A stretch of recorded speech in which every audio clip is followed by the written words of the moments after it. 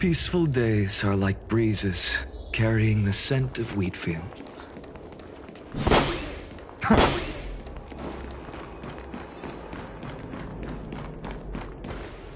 Miss Robin, can you hear me? That voice. Over here.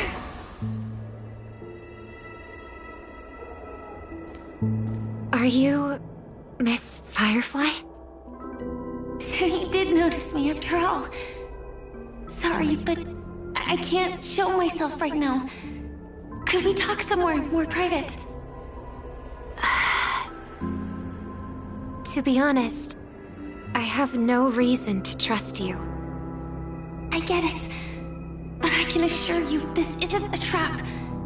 If you really need a reason, there are anomalies in the 12 hours. We are suspicious of the Dream Master's true identity. Lead the way. But let me be clear. Agreeing to me doesn't imply anything about my stance. Understood. My companion will show you the way.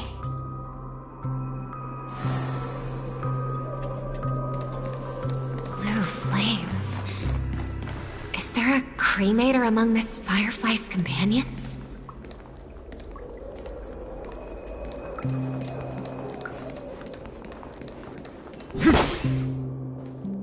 Miss Firefly, you can show yourself now. Sorry, just a moment. My companion will bring you this way shortly. This way?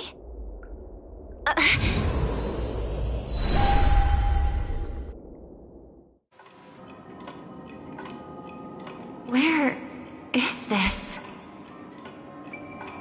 As expected of the Harmony's favorite, passing through such dense memoria without even being affected in the slightest. Hello. You may call me the Dahlia for now.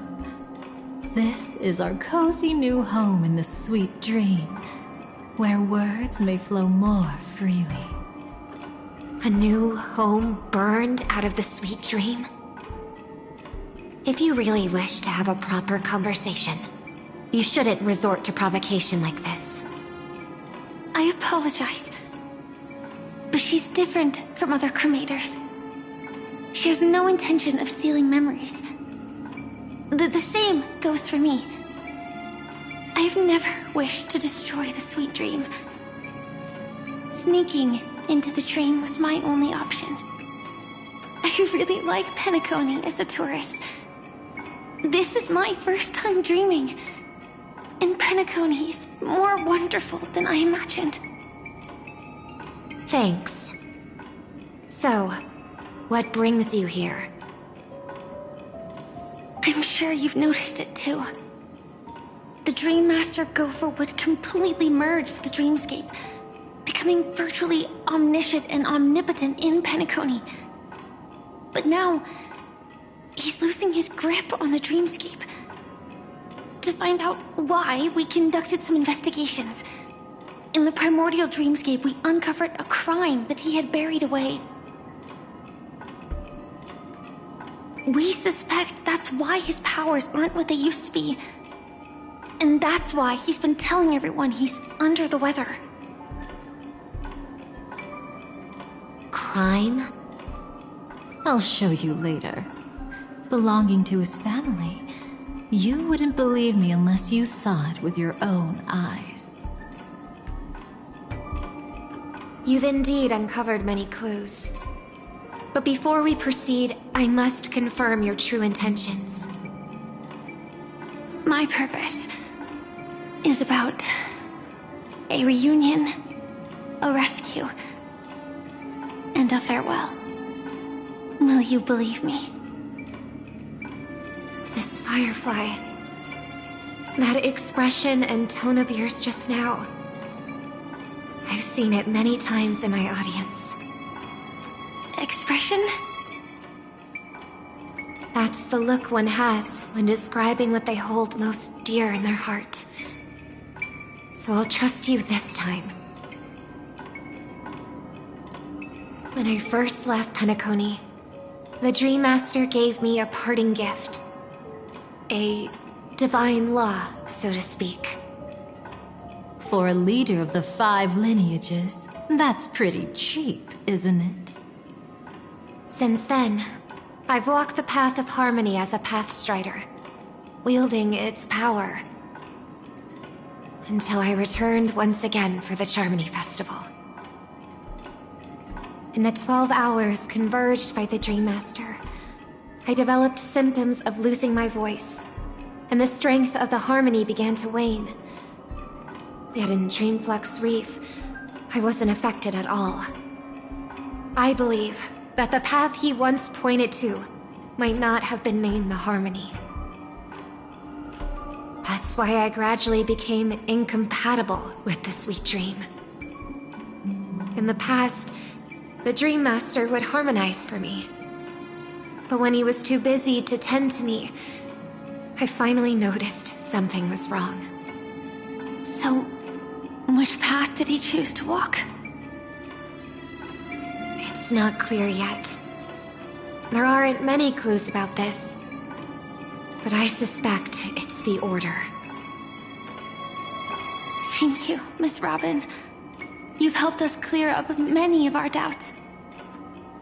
However, regarding the Dream Master's path, we have different conjectures. What is it? Come with me. It's time to see it with your own eyes.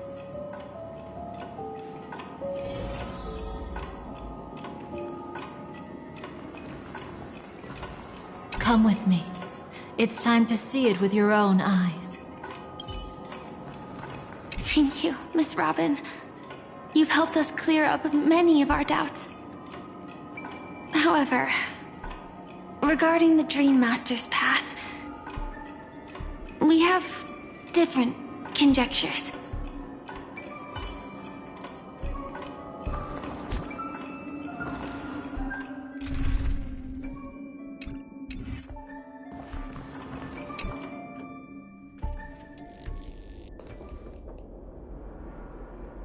Here lie secrets that the family tried to conceal, and a long, romantic tale. Sadly, most of it has nothing to do with us. Brooklyn Tiernan. I remember that name. A Galaxy Ranger, worthy of admiration. When Penacony was plagued by the swarm disaster in the past, he was the one who fearlessly protected our sweet dream. That's why we had to come here. We suspect that after turning away from the family, the Dream Master sided with the propagation. How could that be? History as we know it may be long gone, but people's memories remain preserved in the memory zone. If we can master the technique, we'll be able to pierce through time itself and salvage the past from chaos.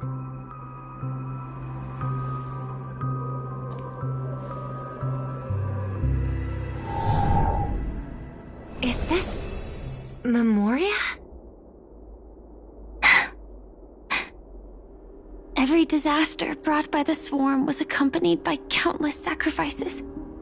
Some names were remembered, but others were not only forgotten, but betrayed. What are you doing? I am not your enemy. Indeed. Our true foe is that abominable fate. Then why? Why?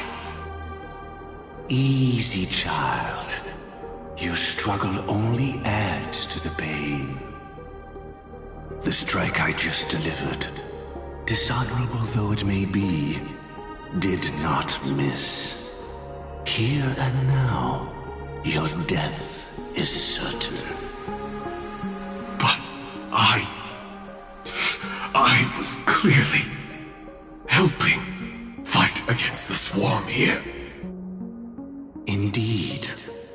As the swarm ran rampant, a Glamoth knight passing through joined the battle without asking for anything in return.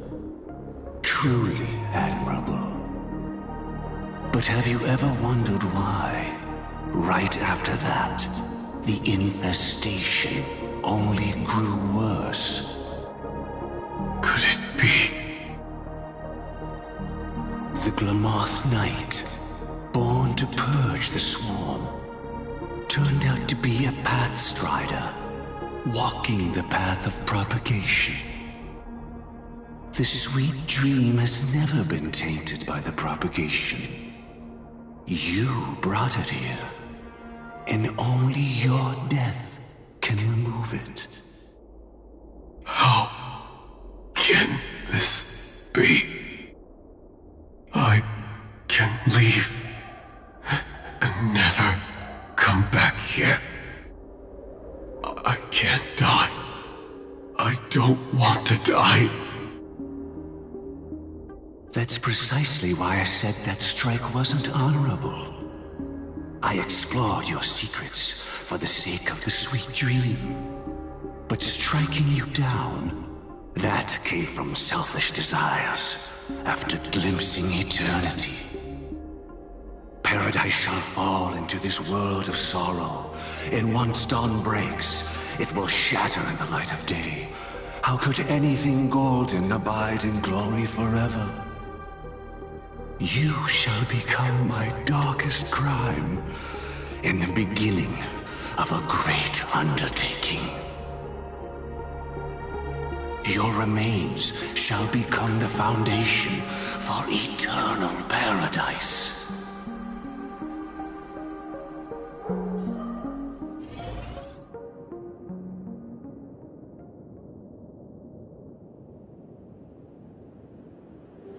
You're quite familiar with the Memoria, so you should be able to tell whether this memory is fabricated or not. Laying the foundation for eternal paradise? This...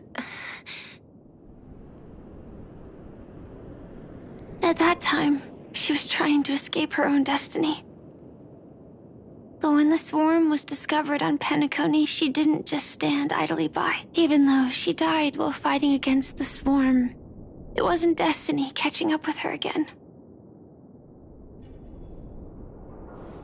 It was her own choice.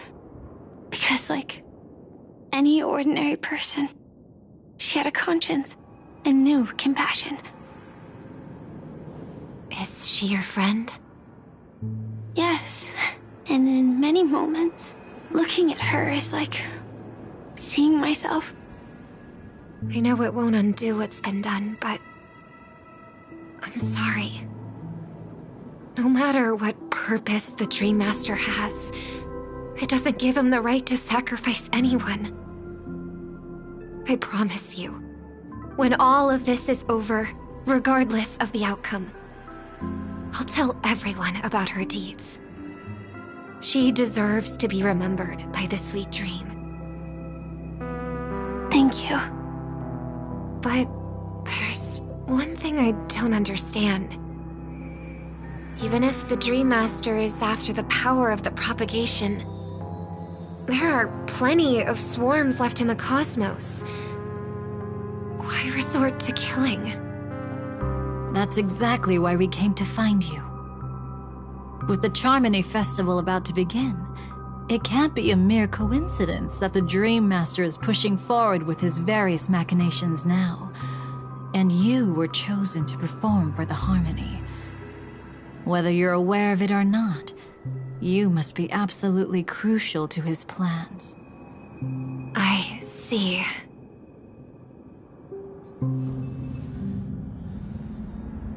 You want me to become the conduit to retrieve the past from the memory zone? What exactly do I need to do? I'll need to temporarily take a piece of your memory. By letting it stir up the memory zone, I can follow the flow of Memoria and burn a path through, retrieving scenes from the past once again. Whether I succeed or not, I'll return your memories to you safe and sound. Let a cremator access my memories? I also think it's too much to ask. If you deem it necessary, you can use tuning to leave a safeguard in our minds, preventing any ulterior motives.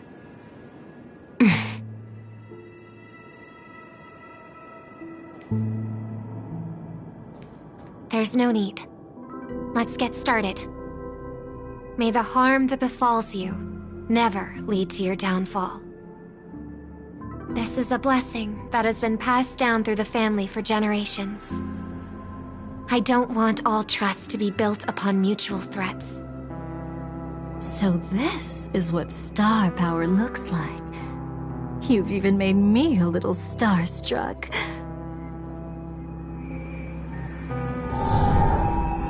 All right. Looks like we got lucky. Oh? What's this? A piece of worm-eaten oak? Found something new?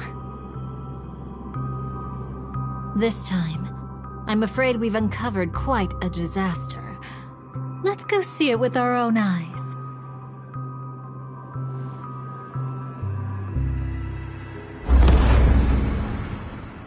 Nothing but lies, my dear. Hiding behind the title of a memo keeper? Tell me, how long have you been lying to them? You really seem determined to savor those unforgettable moments, don't you? Be smart and take a hint. I don't have time to entertain you right now. Oh, because you're busy pretending to be a Stellaron hunter? Who are you talking about? Quite the clever move there. Miss Firefly, if you're willing to take my advice, why not make a trip back to reality? Ask that Silver Wolf lady carefully who your true companions really are. How did you... All right, you. Still can't help sticking your nose into everything, huh?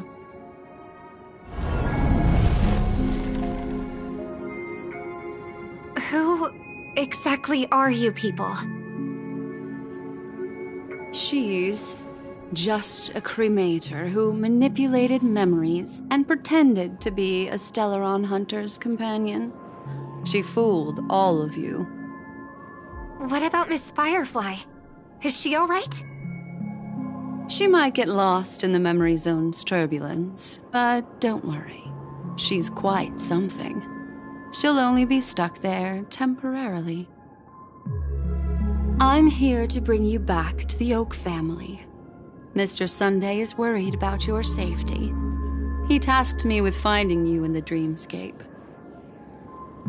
As for this Dahlia, she cannot be trusted. To extract specific history from the memory zone through just one memory? While there might be memo keepers capable of such feats, they certainly wouldn't be mere pathstriders. Seems you've been watching for quite a while. Yet you only show up fashionably late when we're about to make progress. Who's the untrustworthy one here, I wonder? Save your excuses. I bring a message from Mr. Sunday that will prove my identity. Just a message? Don't you find that a bit ridiculous? Let's give it a try. It's only 2 words. Charmony, Dove. I don't know the details, but Mr. Sunday said you would understand. Indeed. Unless it's an extreme situation, this is enough to earn my trust. The IPC, Astral Express, and now you're even taking assignments from the family? My, aren't you popular? But you just had to choose the path of your own demise? Back then, I not only kept Lady Acheron's secret, but also left you with your life intact. What? You're that eager to rekindle our past? Well, you are the Dahlia, after all. I have to keep an eye on what kind of trouble you're going to stir up next. I've been questioning this for a long time. How could Destiny's slave possibly accept someone like you, whose very nature is betrayal? And what's the deal with the Stellaron Hunter? Let's get somewhere safe first. Then we can talk. She's too dangerous for us to let our guard down. Many thanks.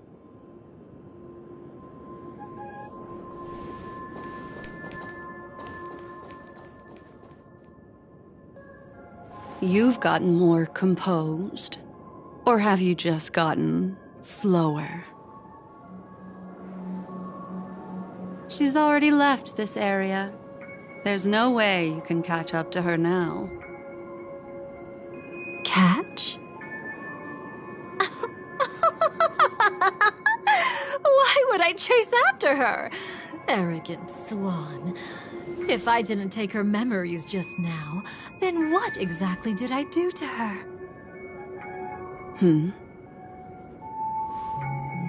I might as well tell you. I planted a spark of the cremator's fire in her memories. It will spread silently, and in an instant, it will burn away all her memories of seeing me. She'll believe she was never here. The suspicions that have already taken root in her mind will also gradually fade away. No matter what she has discovered, the moment she attends the Charmony Festival, she'll revert back to that good child who was born to walk on the Order. You're the one who's run out of time. I see. Not a member of the Everflame Mansion, and definitely not a Stellaron Hunter. Your true ally is the Dream Master? Oh, aren't you clever? How about a little reward for that? Cut the act. Even with your usual reckless methods, you can't handle me alone. You're right. I can't do it alone. But I rarely feel lonely anyway. Repent and return to righteousness. Though you soar like an eagle and make your nest among the stars, I will bring you down from there. Now, can you still keep your cool? He actually gave you strength through the divine law. The Dream Master would go this far for an ally? What can I say? I'm just that trustworthy. If he hadn't done that, how could my control over Memoria far exceed that of ordinary memo keepers? Let alone allow me to tamper with the Stellaron Hunter's memories. Unfortunately, you lost your composure in your euphoria. In the dreamscape, I might not be your match. But if I want to leave, you can't keep me here. Harsh words. Want to test that theory?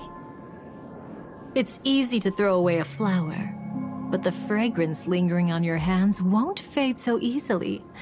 I can be quite persistent, you know. Even if we rekindle what once was, I remain unchanged.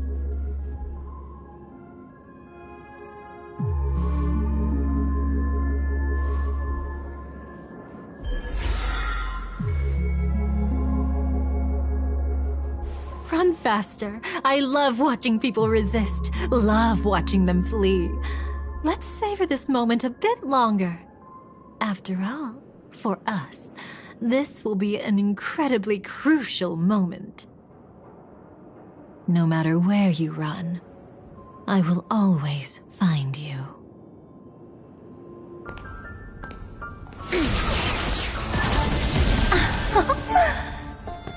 I have the numbers advantage. You have no chance of winning. I don't want to use a cremator's tricks.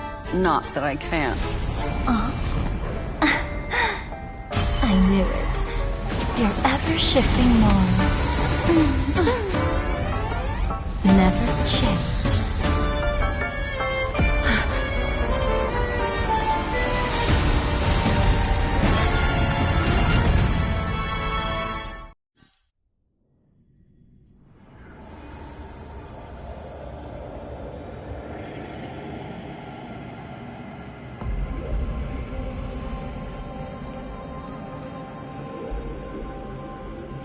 Where do you think you're going? After putting on such an elaborate show, won't you stay for a little chat?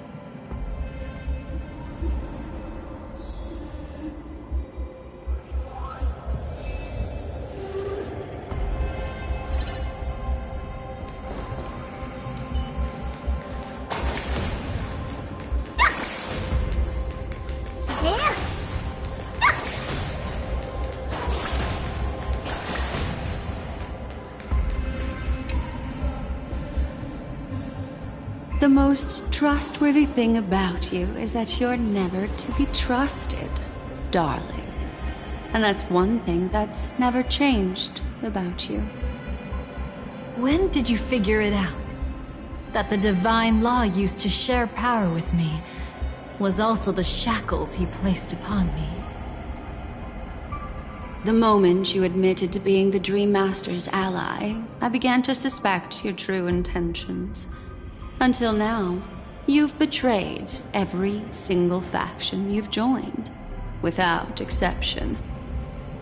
Besides, after not seeing each other for so long, and now having such an overwhelming advantage over me, you'd do everything in your power to stop me, even if I had the slightest chance to escape. The openings you deliberately left during our clash weren't exactly subtle. Rather than toying with me, you were leaving gaps everywhere for me to cremate Memoria. Oh, really? I'd love to drop the act and give you a proper taste of torment. But alas, as long as the constraints on me remain, I'm not my own master. I can't do anything that would harm Gopher Wood, nor can I reveal his secrets. Good thing we've always had this kind of tacit understanding, always trusting in each other's capriciousness. I wish that wasn't the case. I'd rather not draw the Garden's attention because of my association with you. Aw, back to your old tricks again? It's an epiphany, dear.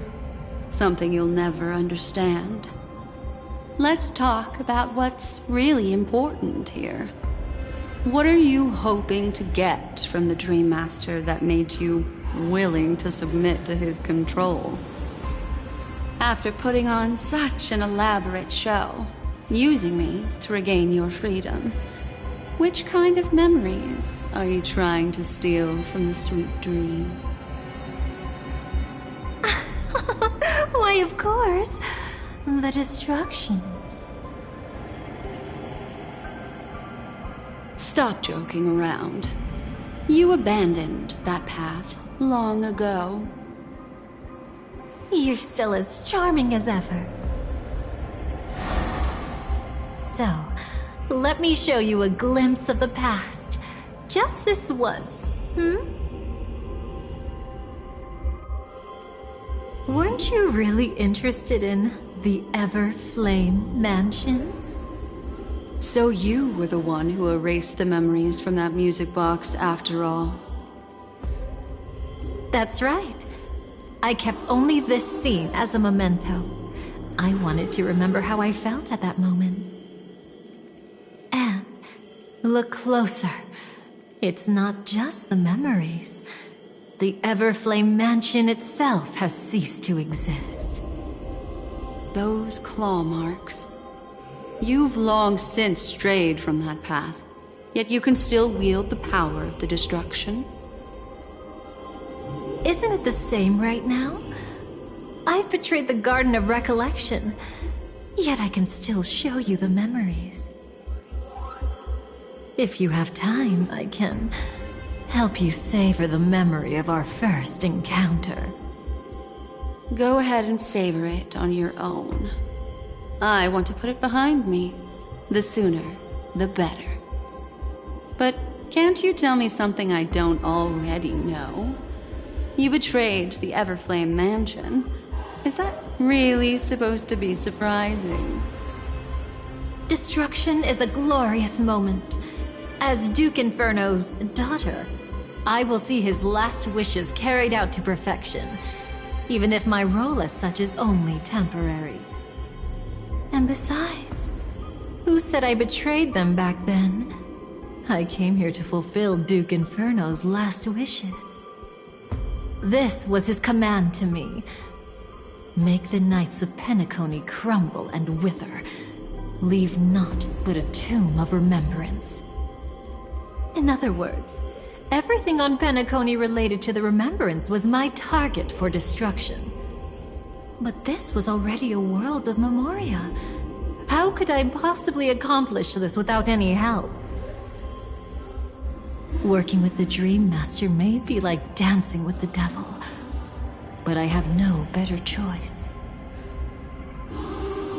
Oh yes, everything tied to the remembrance includes you, of course. Grateful? You should be. My whim is the only reason you're still alive. I won't be grateful for that. You couldn't have done it anyway. Filial piety has never been one of your strong suits, so drop the act. That's exactly why I'm saying, you only think you understand me. Think about it carefully. As a Stellaron hunter, didn't I work my hardest to help Firefly get closer to the truth? As an ally of the Dream Master, I also helped monitor the dreamscape. And when a hunter infiltrated Penacony, I seized the chance to pose as her companion and trapped her in the memory zone. As for Robin, whom he chose as his songstress, I burned away her doubts too, leaving nothing to chance. Like the destruction, betrayal is but a fleeting moment. And before it came, whether with Duke Inferno, Gopher Wood, or Firefly, I wasn't pretending. I truly, wholeheartedly became their companion. What about Robin? Those sparks that burn through memories. Don't you think that was a bit too much? Oh my! I thought I could fool your eyes at the edge of the dreamscape. But I guess there's no hiding from you on your home turf. What? You want to settle the score with me for messing with your people? Why don't we sit down and have a chat? You seem like a patient one to me. So tell me, what exactly do you want to take from me?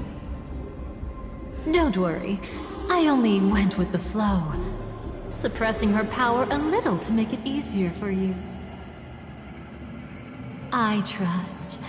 You're someone who knows how to return a favor, right? There's this thing called the script. Now that, I find quite intriguing. Stellaron Hunter collaborator. Soon, Robin will understand the true purpose of those sparks, and thank me for it. I can hardly wait. Even though I'm not a Stellaron Hunter, this time, I might have a chance to betray destiny too. So stop thinking you've figured me out. I don't want to miss out on any possibility life has to offer. Betrayal isn't in my nature. Greed is. Darling, are you fatally wounded or terminally ill? Unless you're on your deathbed, I don't believe you're actually being this honest. I can make an exception for you, but most people, I certainly don't want them to remember. Sometimes I resent memories, because some people don't deserve to witness my radiant bloom again in their memories. And besides, you're no better when it comes to greed. On my deathbed, I suppose that's not entirely wrong. I was hoping a little honesty could talk you into dying with me. No, thank you. Too late. You're already caught up in the secret. Come on, just a few steps more. Even if I tried to turn you away, you wouldn't want to.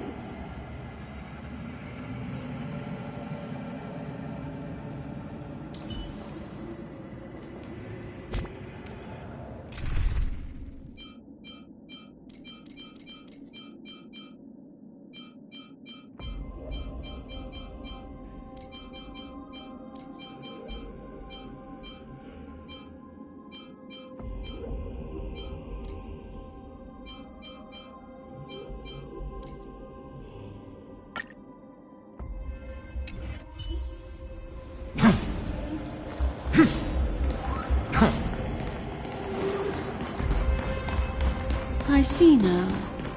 A piece of worm-eaten oak. You weren't just making that up. Oakwood is prone to insect infestations. Nothing surprising about that. It's him.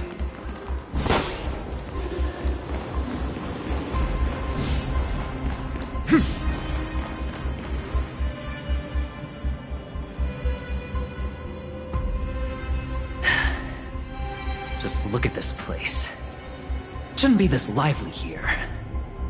Ladies, which one of us would you say is the uninvited guest? Mr. Aventurine, what are you doing here? Well, the game's over.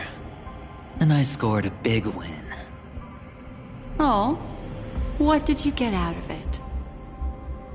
The Nihility Emanator cut me, and I died in the most spectacular fashion. Oh, speaking of which, you must know exactly how that feels.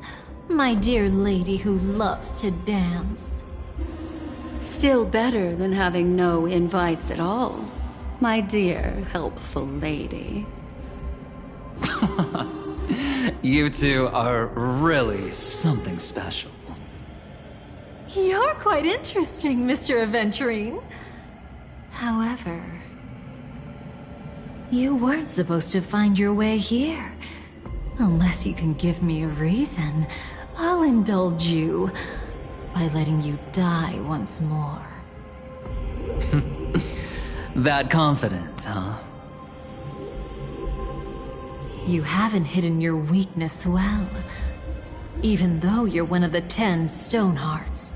Right now, you'll be easy enough to handle. I wouldn't be so sure. Since you know who I am, you should know better than to gamble. Consider this warning a welcome gift from a friend. So long as my trump card remains unplayed, none will dare see the hand through to the end. Too bad you've used up all your luck for today. I've always found losing more interesting than winning. What's the harm in giving it a try? Hold up. No need to rush into making enemies. Mr. Aventurine, congratulations on uncovering the truth behind death. But from what I know, you should be at Dreamflux Reef instead. Well, after taking a solid hit from the Emanator's blade, I never got the chance to enjoy a good nap. Thus I sank into the chaotic memory zone, and then my desire led me here. As I thought. You two haven't noticed. The answer was right under your noses this whole time. You can traverse through Memoria without relying on roads, which is exactly why you missed it. Ladies, you didn't think the IPC would enter Penacony unprepared, did you? Backed by a most attractive package, I quietly assembled a team to research the memory zone. And I only asked for one thing in return. How to escape alive if I accidentally got lost in Penacony's Memoria. To be honest, they didn't contribute a thing. But they did help me discover a certain legacy. Rosalina Jane Estella, the former undertaking once belonging to this nameless. She once boarded the Astral Express as an outstanding surveyor.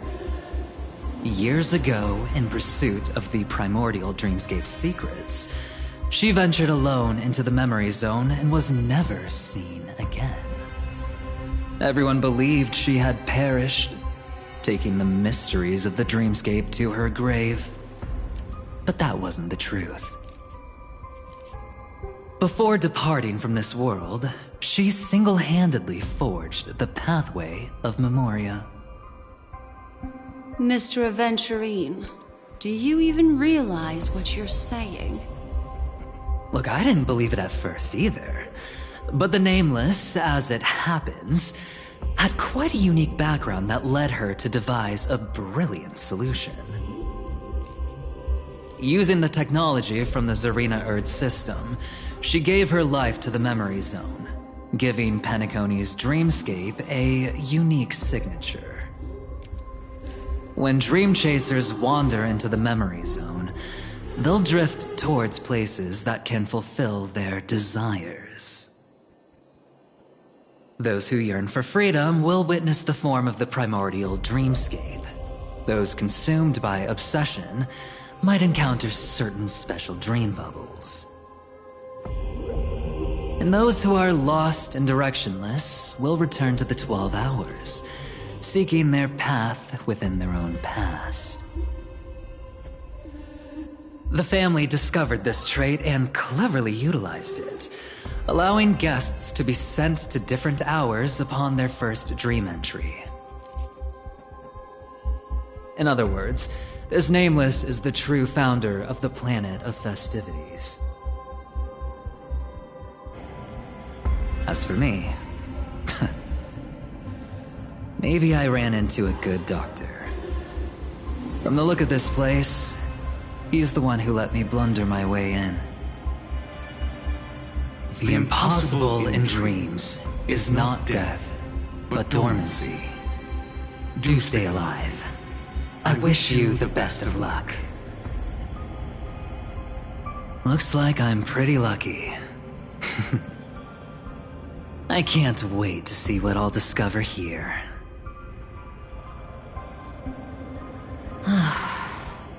It would seem luck favors you still, Mr. Aventurine. Fate is truly fascinating, yet cruel. Remember Miss Robin's question? If the Dream Master was after the propagation, why did he have to harm the Glamoth Knight?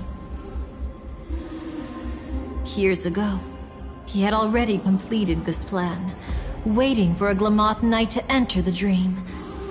Unfortunately, with the sudden fall of his empire, his hopes seemed to have been dashed.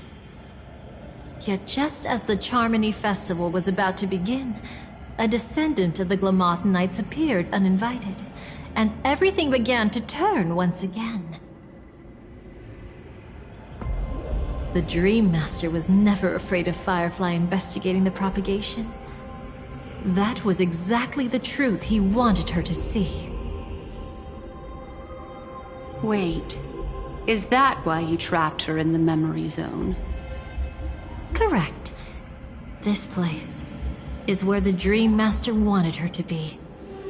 And he wanted her to think she'd figured something out, only to make the wrong decision at the most critical moment.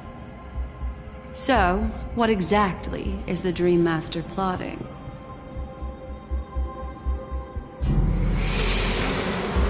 It doesn't matter anymore. We've missed our chance to stop him. Even if we catch him in person? From the very beginning, he never existed anywhere at all. When he attempted to merge with the dreamscape, he transformed himself into 4 primordial divine laws. The gods bestowed upon us heavenly fire, and with it divine tribulations.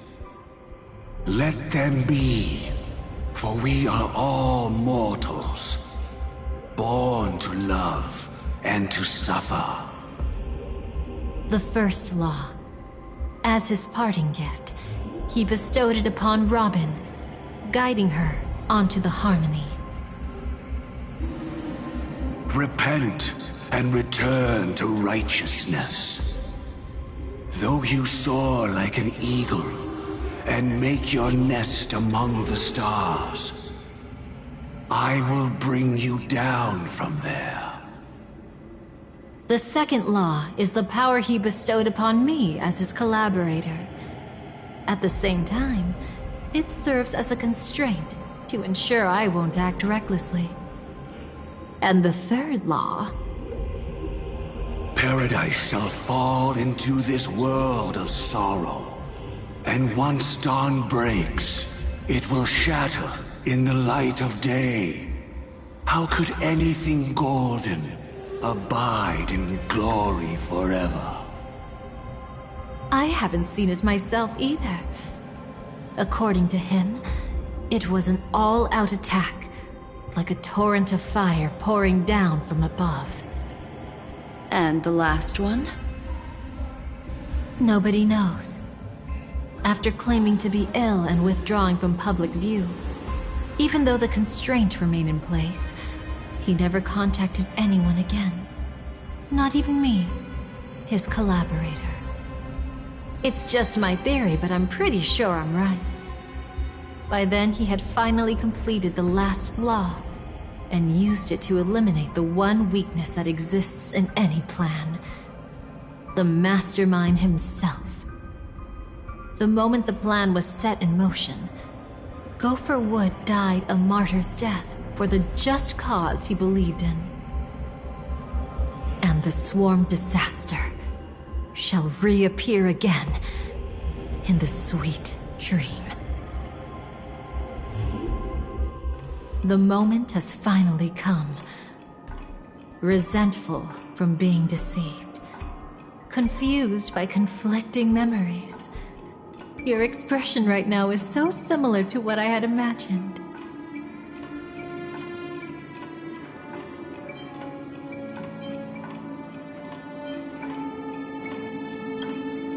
Though it wasn't my original intention, I wanted to help her. To keep her from getting caught up in Gopher Wood's schemes and facing such a detestable fate. Alas, I couldn't make it happen. The path your predecessor Rosalina left in the Memoria pushed Firefly towards a new lease on life. Indeed, how could a nameless who walks the path of the Trailblaze leave behind a legacy built on evading destiny? Every side. I'll try to fulfill Duke Inferno's last wishes, advance Gopher Wood's plans, and yes, indeed, I've helped the Stellaron hunters uncover the truth. Don't be too mad. I wasn't a Stellaron hunter back then, but wasn't everything that happened in Penacony the perfect opportunity to join?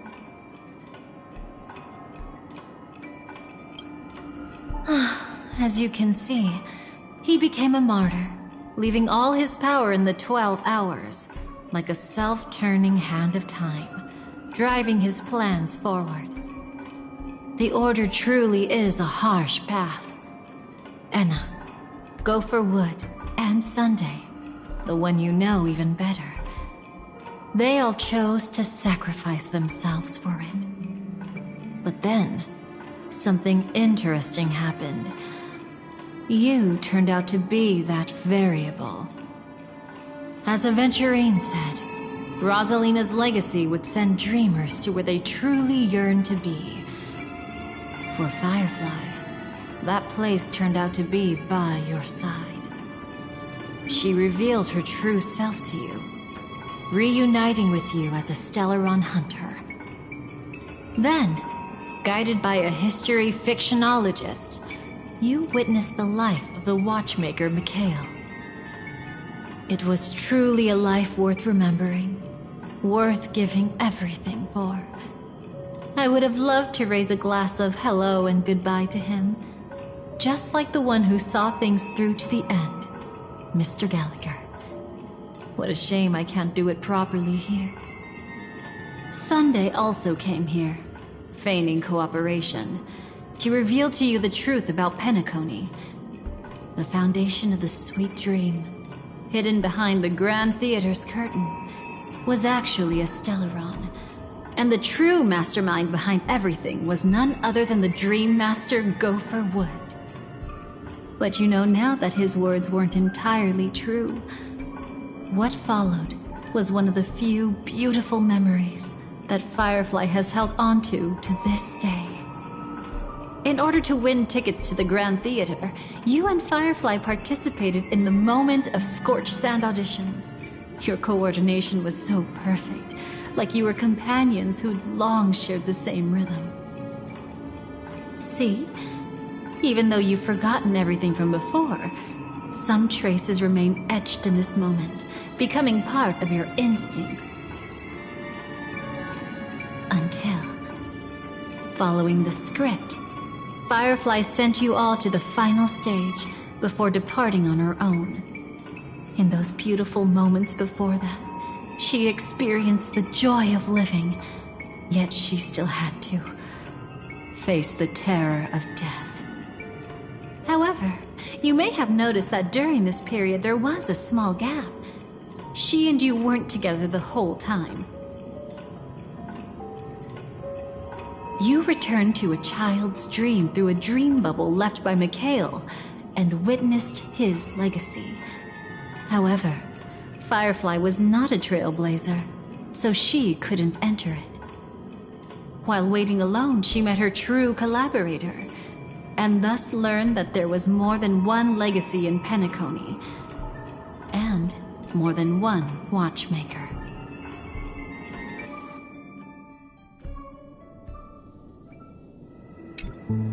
Did they enter that dream bubble? That's right.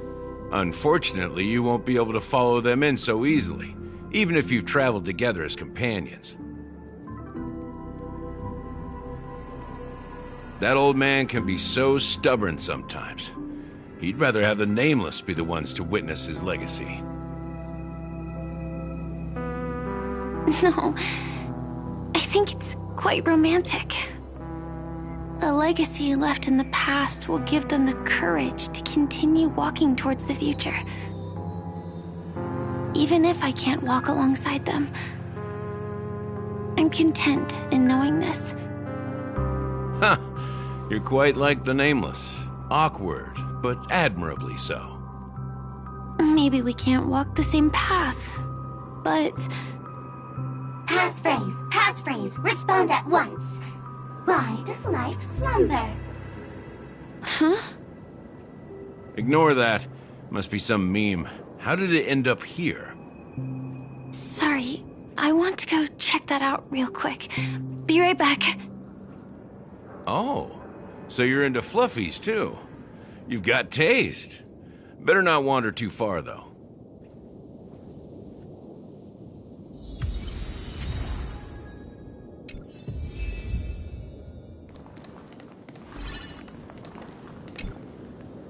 passphrase, respond at once.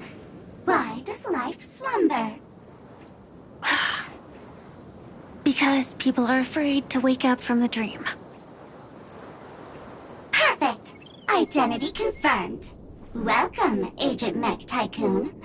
Please proceed to the next rendezvous point. Our people will be waiting for you there. Is this really necessary? Gotta stay in character. Follow the instructions, Mech Tycoon.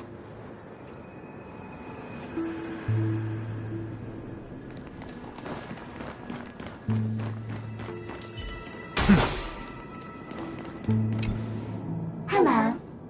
Please submit identity verification for Agent Ultra Firepower Instant Star Traveler. Who? Mech Tycoon wasn't cool enough, so... So, Miss Sparkle went ahead and changed it. Masked fool. You shouldn't be here. Well, someone's been kept in the dark this whole time, completely oblivious to their real body standing right in front of them. Buddy? Don't tell me you still haven't noticed. That memo keeper has already stabbed you in the back once. No way. Silverwolf never mentioned me? But she's the one who invited me to team up. The family's omnipotence in this sweet dream, that was my intel. Now you all are going back on your word? Your intel? With Kafka's spirit whisper, my cognition shouldn't be susceptible to distortion. Could things be different now that I'm in a dream? Before heading to Penacony, Silverwolf did tell me to keep an eye out for anyone asking, why does life slumber? But as evidence, that's not enough. Oh, really? Then what if you were to die 3 times in the sweet dream? Then, why is this the first time we're comparing notes? What else could I do? As a fool, how could I ever catch up to a memo keeper in a dream? Every single time, just when I was about to reach you, poof, she'd vanish with you. Who exactly is Constance? She works for the Dream Master, but she definitely has her own agendas. She secretly made a deal with me.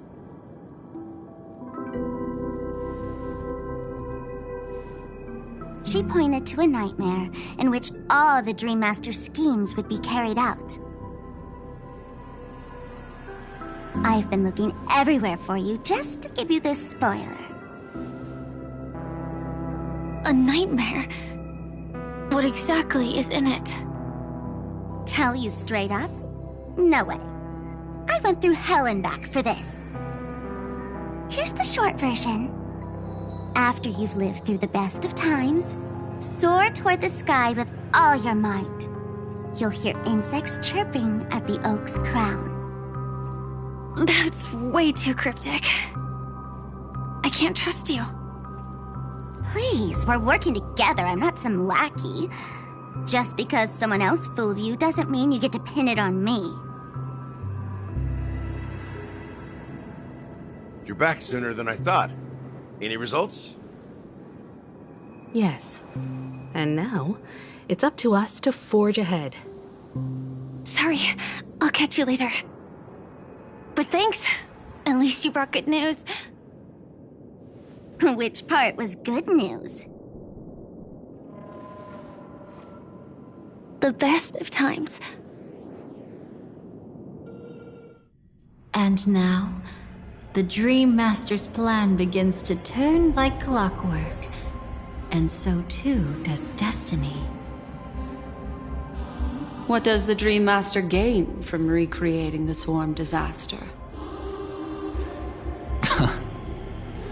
Oh, reminds me of the good old days during the War of Gods.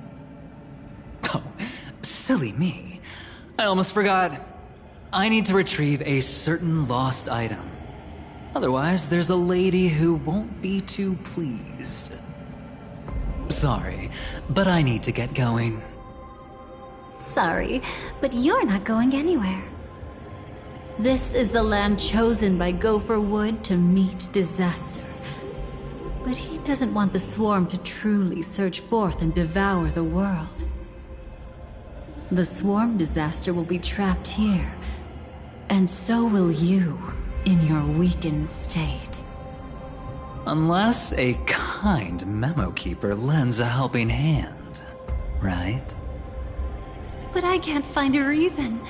So far, there hasn't been a single case of one of the 10 Stonehearts being killed. It's driving me crazy with curiosity.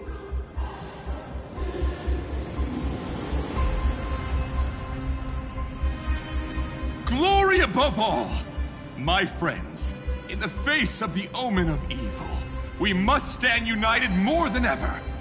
Allow me to prove our resolve with my spear and pierce through this darkness. Huh? Whose backup is this? Pardon my late introduction. I am Argenti, of the Knights of Beauty, traversing this cosmos to eradicate all that is unsightly in this world. In the name of beauty, the one and only has brought me to this place. Perhaps it is destiny's guidance that led me here. In this dreamscape tainted by the propagation, I shall uphold the name of beauty and clear the path for all of you. Ah, passing knight. You found just the right person. I am an IPC envoy trapped here. Lend me your aid. For Adrilla the Beauty is the most peerless beauty of them all. Someone's a quick learner. Nothing else to say. This is far too much of a coincidence. What else is there to say? Would this Sir Knight even listen to us try to reason with him? That's the fascinating thing about destiny. Some people are just born lucky. Let them be. We should get moving now. Where are we going? To find your dance partner, darling. By an unexpected turn of events, the Dream Master's plan is about to come to fruition. And to deal with him, we'll need an emanator to step in.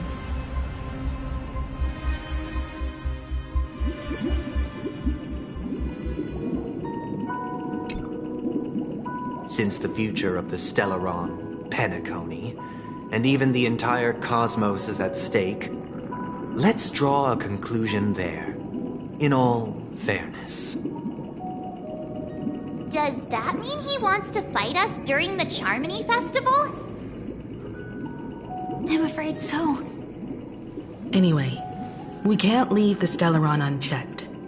This is about trailblazing a bright future for Penacony, and fulfilling the long-cherished wishes of Mikhail and our other predecessors. After you've lived through the best of times, soar toward the sky with all your might. You'll hear insects chirping at the oak's crown. It's all over now. So that's how it is. Well then, it's time for me to depart. They've harnessed the will of an entire planet to create an Eon. This confrontation is far more complicated than a simple power struggle. To secure Penacony's future, fighting on the stage alone is not enough. What do you mean? Are you not coming with us? I believe Firefly is trying to say that she's heading off to another battle.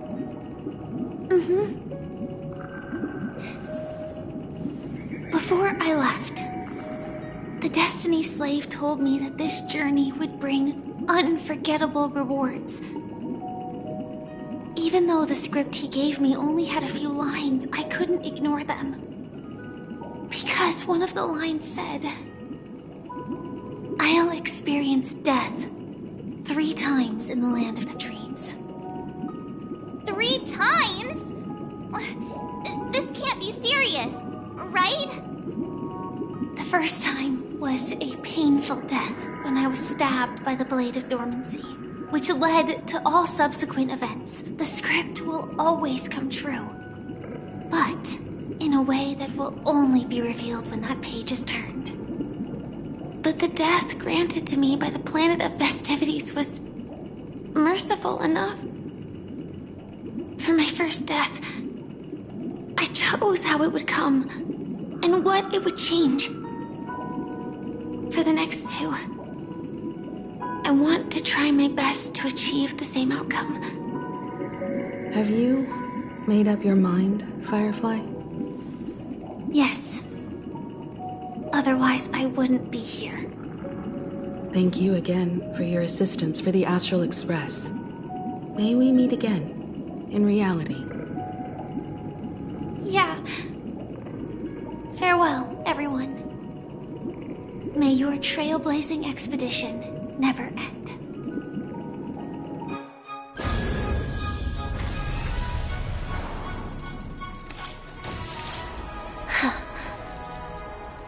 I dreamed of a scorched earth. Everyone, are you ready? A new shoot sprouted from the earth. It bloomed in the morning sun and whispered to me. Like fireflies to a flame, life begets death. May we meet again in reality.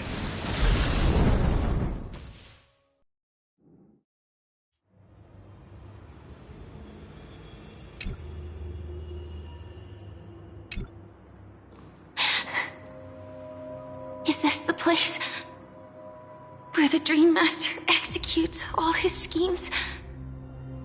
Or perhaps it's the place where he'll find redemption. Dream Master? No. Just one of his divine laws. Don't think I'll let my guard down. I know your true nature.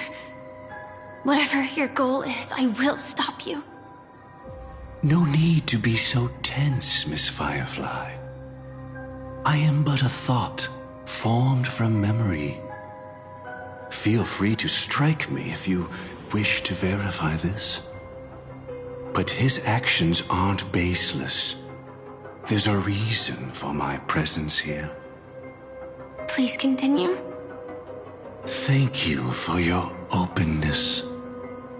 I'm equally unaware of the Dream Master's malicious plans. But he's been waiting for your arrival.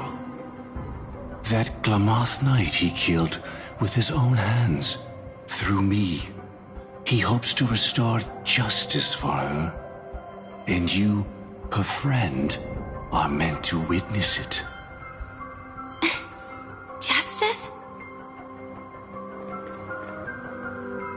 Indeed. I'm quite familiar with this place, and can guide you.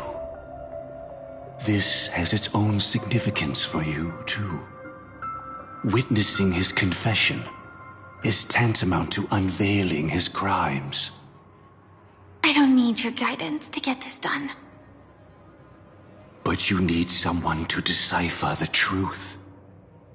Force alone won't solve anything. It's not like you'll stop here if I refuse.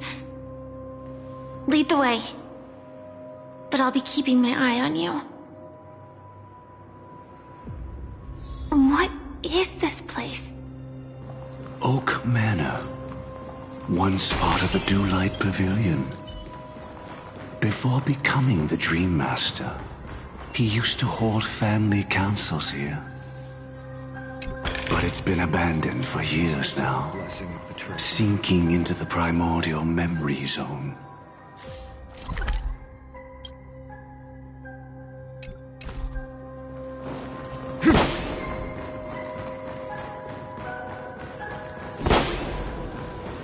Is that...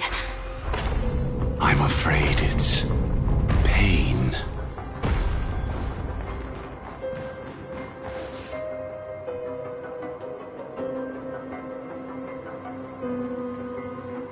Did Oak Manor always have decor like this? After taking over the Sweet Dream, he never turned away any sincere dream seekers, even if they were shady characters. Walking along the Harmony, he firmly believed that even villains could be transformed by Xipe's benevolence to show mercy, act with justice, and walk with humility. It seems his wishes didn't come true. Indeed. Those villains never learned their lesson.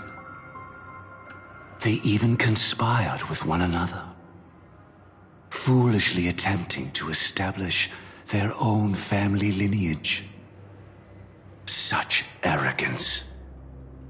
They went as far as sending a messenger across the vast cosmos to seek permission from the main family.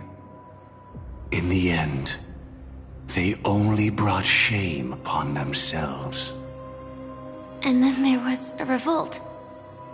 Fortunately, his heart was already aligned with the Oak family, allowing him to survive by sheer luck. Though he could never leave the Sweet Dream again. Soon after, the manor was decorated this way. Was he trying to warn himself? If your beliefs lead you down a path of plight, why stubbornly cling to them? That's exactly what I'm getting at. At least now, I can understand those feelings. And I think I've come to understand why I exist here. At that moment, Gopher Wood stood at a crossroads, pondering whether the Harmony was still the right path. But my fragmented memories have not yet revealed where this would ultimately lead. Since he was about to commit a great evil, perhaps the Dream Master who left behind these laws was hoping I would choose a different path. But it's too late to change anything now. Not necessarily. We might as well keep moving forward. Good intentions are always the final creation of evil deeds, for they know they must be stopped. And his past choices will reveal his schemes to us. In your opinion, which path would the Dream Master choose? Probably the path of force. But Miss Firefly, feel free to do as you please. I have no other thoughts today.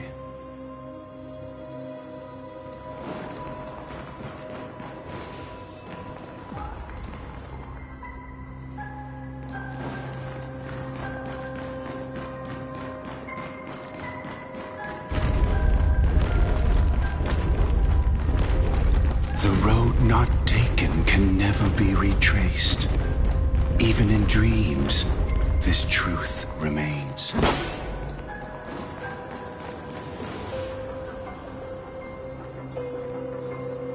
In the end, all paths lead to the same destination. Human will, it seems, truly has very little impact. Is this?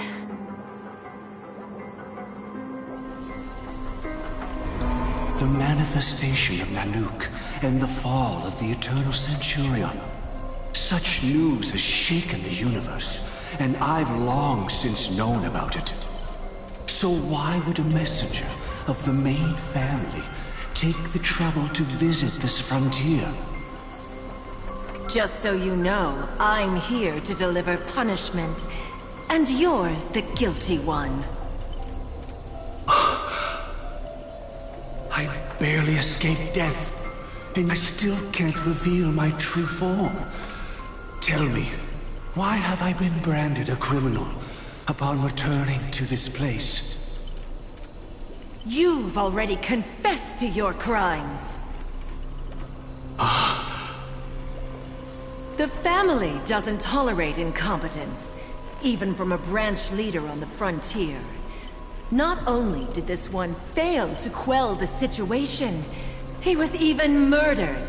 If it weren't for Nanook's manifestation, the Eternal Centurion would have descended upon Penacony to eliminate these villains. But you survived by sheer luck, and I set out for this very reason. You must settle this matter yourself and reclaim your lost respect. Not for yourself, but for the family. To survive, but without the power to do anything. Therefore, your crime shall be punished with a blessing. I shall bestow upon you another crime. Its evil reaches even the heavens, and once known, the name Gopher Wood will lose all meaning. You will be alive in body, but dead in spirit. I know my sins. Please bestow your punishment. Here and now? That's not possible. Before I lead you to that honeyed fountain, I shall tune you, so that you can no longer speak out. People believe it to be a creation of the destruction, for it always arrives coupled with calamity. I shall clear the shadows before your eyes, so that you may once again behold that almighty force that giveth and taketh, and worship the mercy bestowed by the triple face.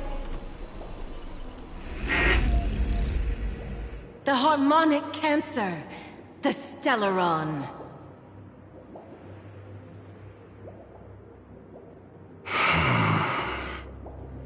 Did the Dream Master already know back then that the Stellaron was actually a creation of the Path of Harmony? Was he forced to manipulate the Stellaron under the family's orders? I'd like to defend him, but calling it forced would be self-deception. He claimed he was powerless, not that Xipe taught us we shouldn't do this. Whatever the family's true face may be, right now, Gopher Wood is no longer a follower of the Harmony. What if you were the one standing there? Perhaps I too would betray the Harmony.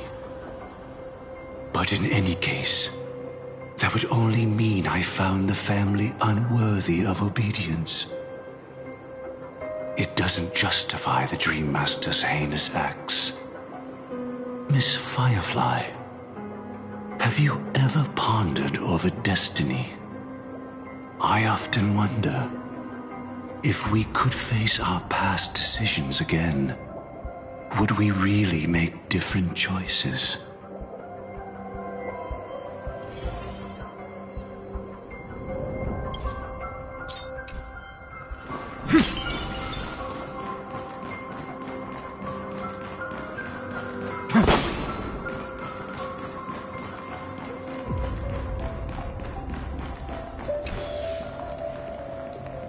It's in that puppet's hand, Lady Firefly. Got it.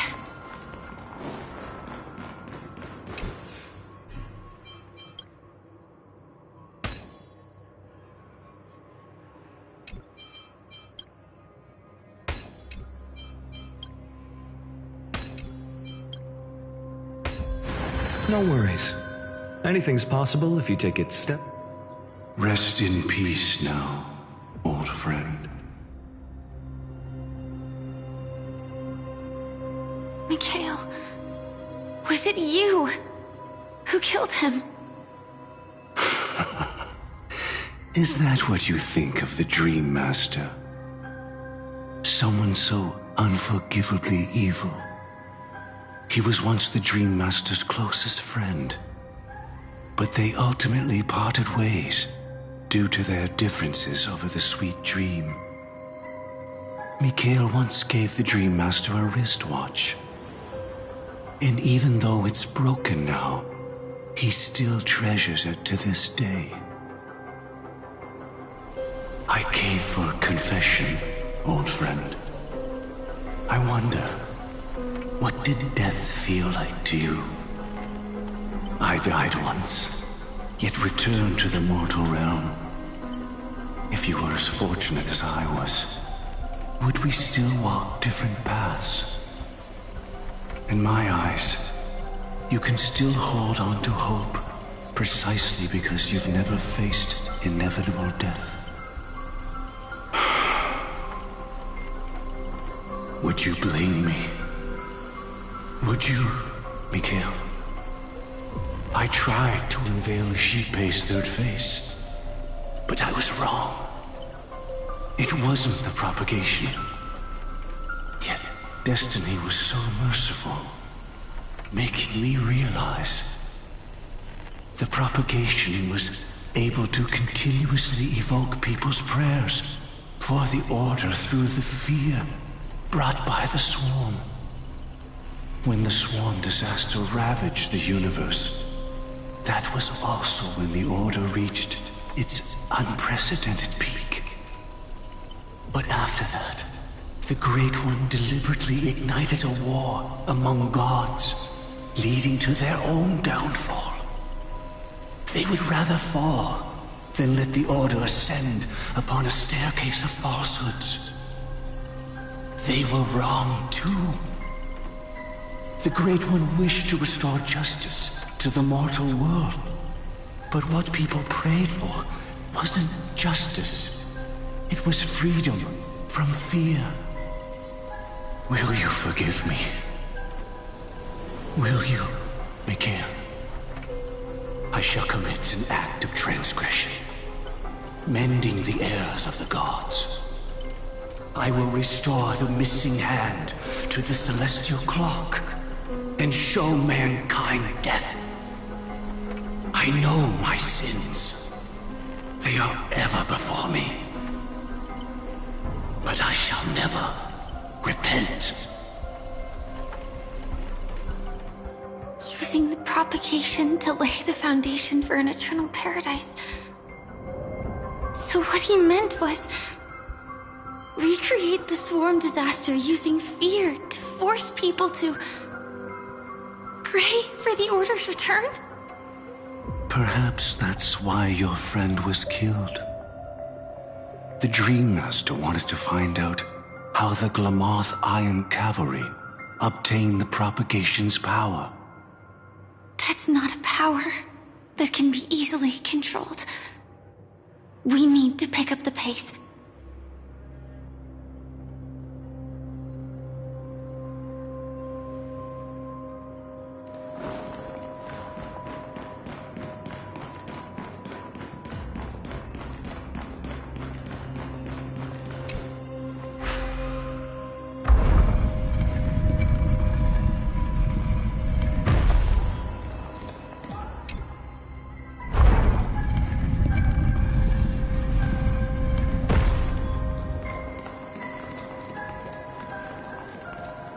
Past this point lies the Grand Hall at the end of Oak Manor.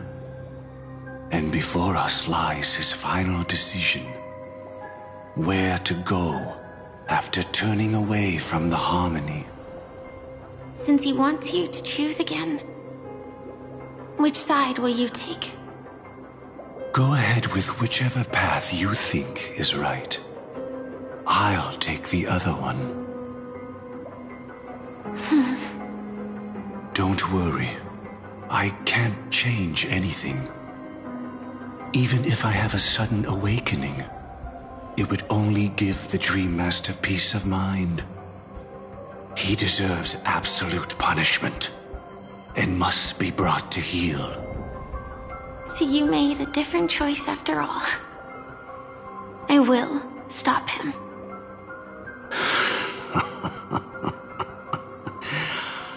I hope everything goes well.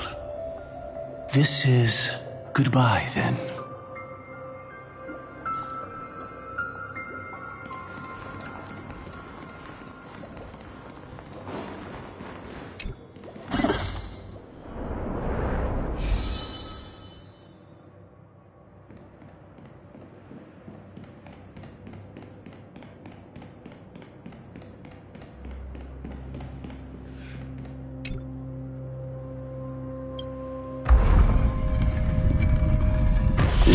propagation rained down heavenly fire once more, heralding the mournful cry of death.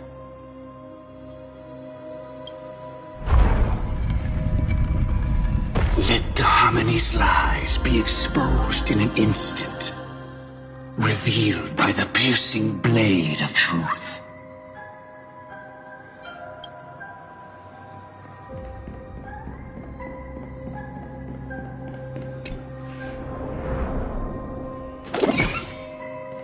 Well then, our paths diverge here. You go towards life, and I... What a desolate sight.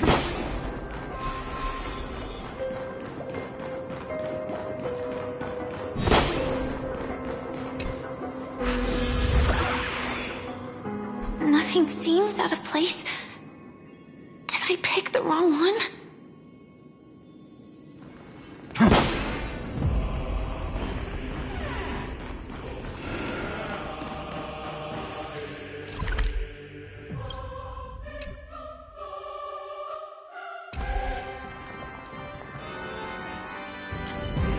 A will of metal and stone. A day of peaceful repose.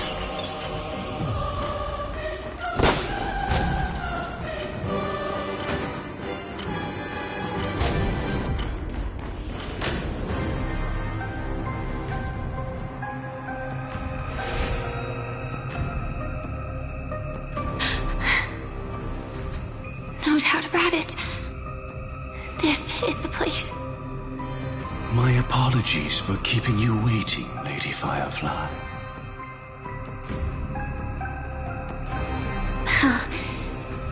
It's you. It seems the other path leads here too.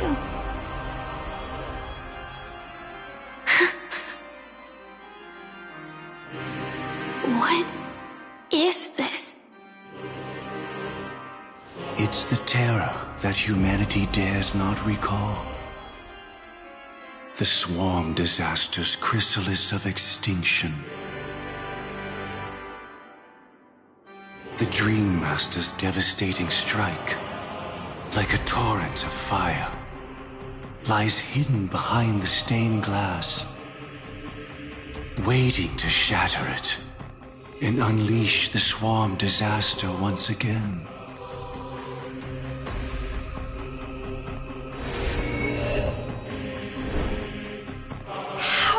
Did the Dream Master become this powerful? We need to stop him. Or maybe stop me. As expected. I shall end this matter on his behalf. This thought, together with the power beyond the window, completes a single, true, divine law. Divine law? Everything you saw along the way, none of that was meant for you. It was meant for me. So that I could bring you justice. I don't see any justice in any of this. Lady Firefly, I assume you've pondered over destiny, too. I don't think it can be used as an excuse for anything. Even if the ending is predetermined, we can still decide how we get there. That's just self-deception. You've never been able to change the course of events. When we stand at the crossroads of choice, no matter how many times we start over, we'll always make the same decisions.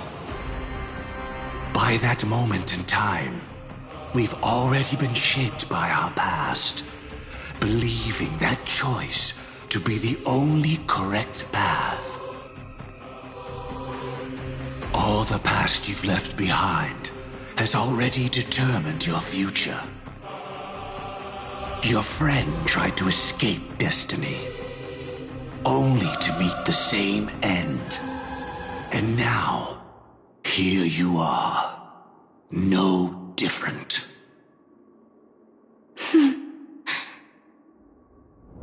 But the person you met today is someone who has rewritten their destiny. Well then, I'll offer you my sympathy, Hunter.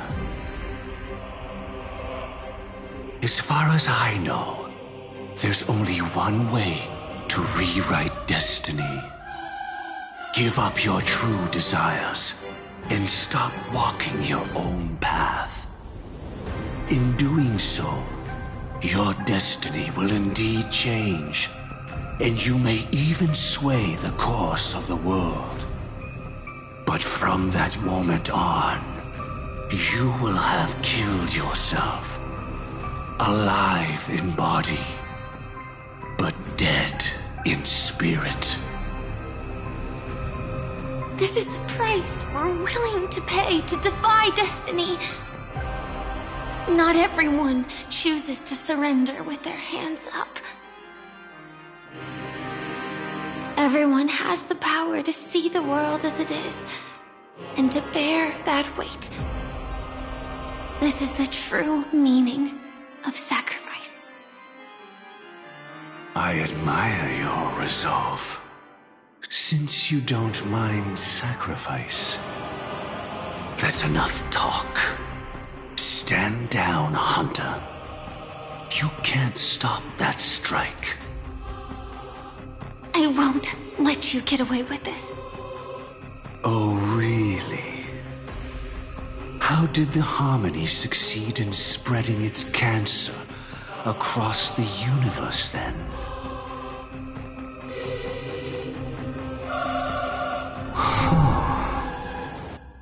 Though she wasn't my true companion, that cremator left me with a spark of her flame.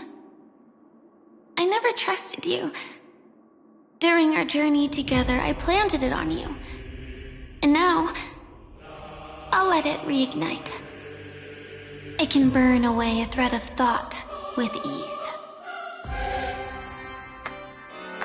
Impressive. But do you really think you can get ahead of me?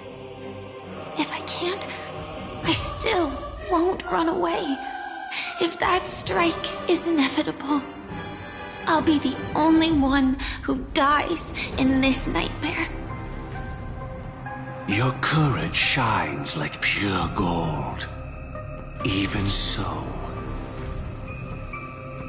paradise shall fall into this world of sorrow, and once dawn breaks, it will shatter in the light of day.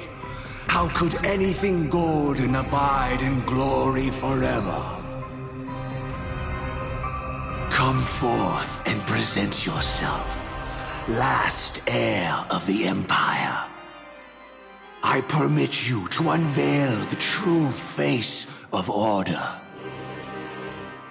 I permit you, with mortal hands, to bring forth the Great One. The Swarm will again devour all things, and fill the hearts of the lost with terror. Someone must cast down rage in their stead. All that lives will one day die. Even so, I will still do as I've always done, and pray that I can stay alive. I can do it. Right? But death will come because you, out of all people, are the foremost in seeking life.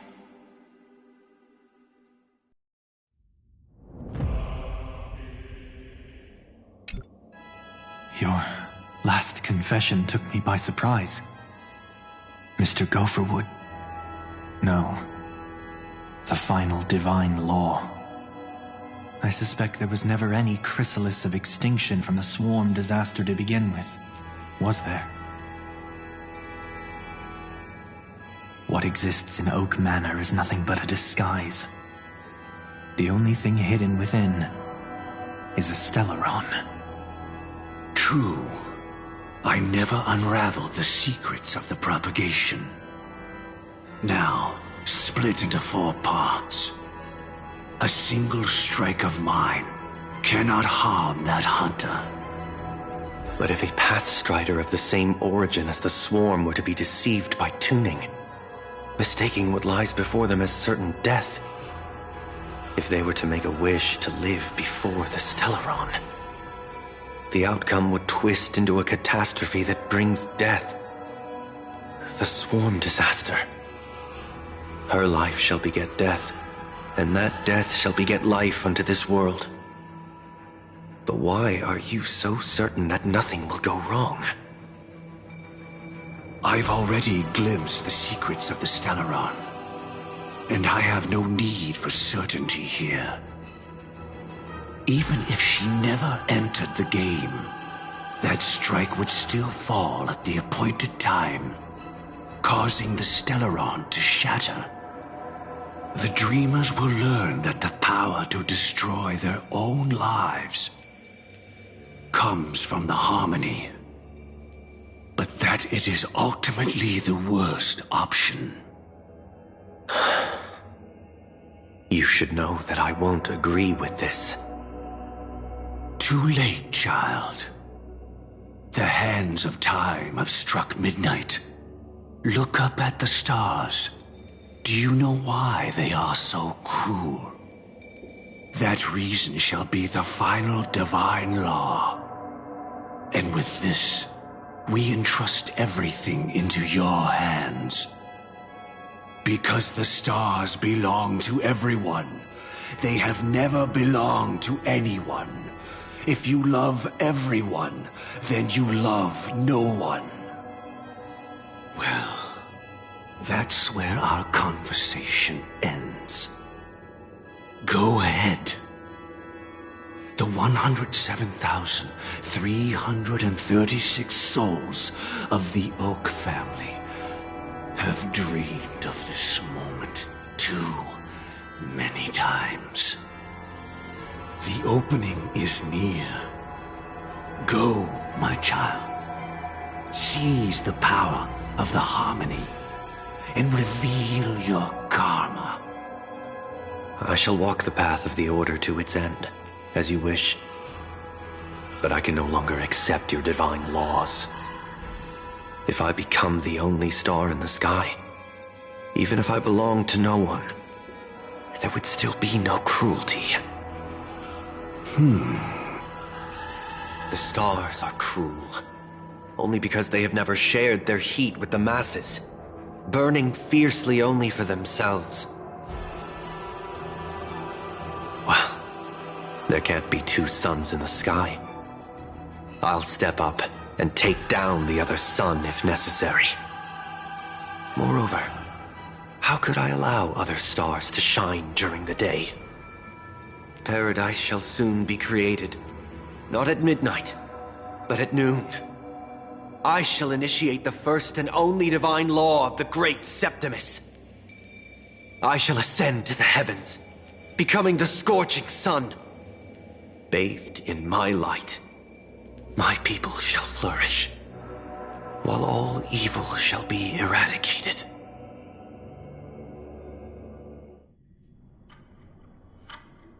Very well, child. Do what you must.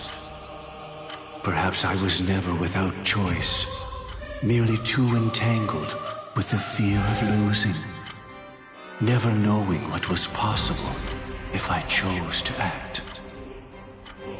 I should become a watchmaker too. The harmony I seek has but one note, repeating endlessly, never falling out of tune. Life, too, has its time. We did it.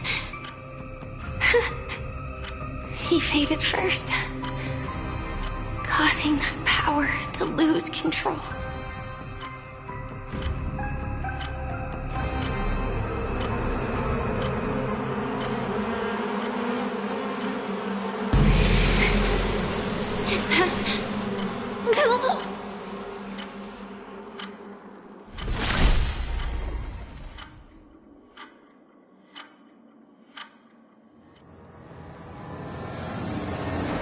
How did you...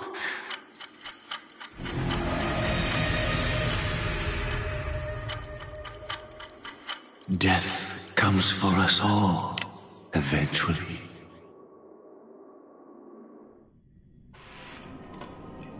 I'm starting to hate how powerless I am. How I wish that I had some way to comfort you right at this moment. Oh, don't worry. That was all in the past.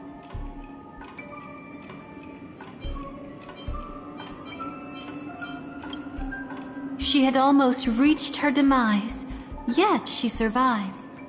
Her second death hadn't come yet. It would be upon her soon.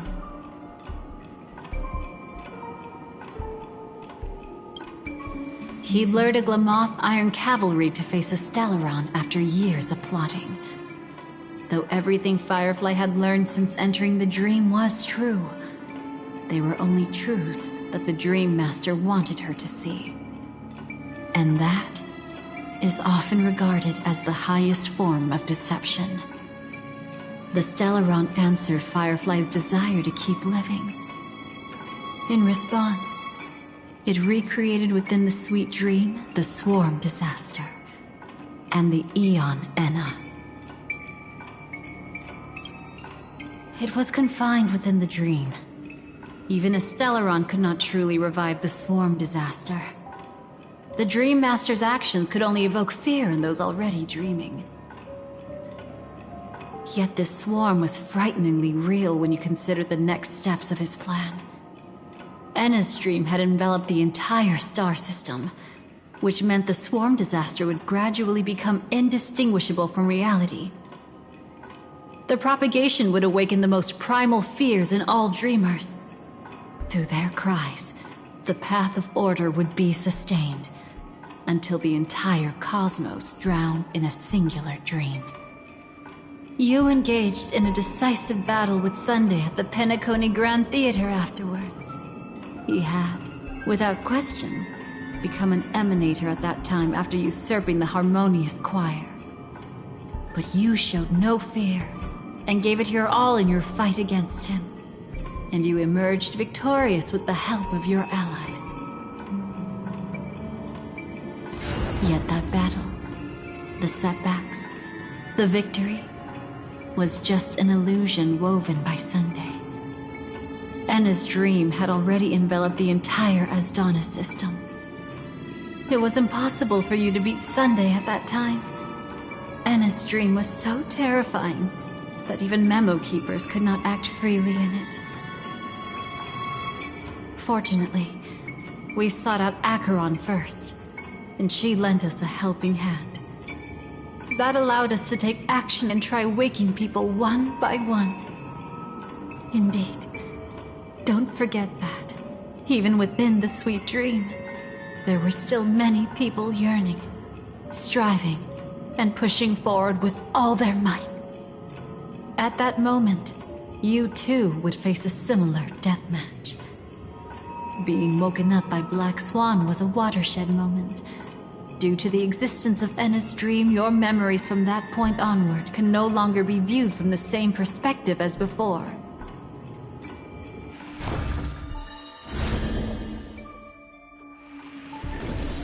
It's not that they're not real enough. Things always look different when viewed from different angles. Ever thought about whether we've truly seen our authentic selves in a mirror?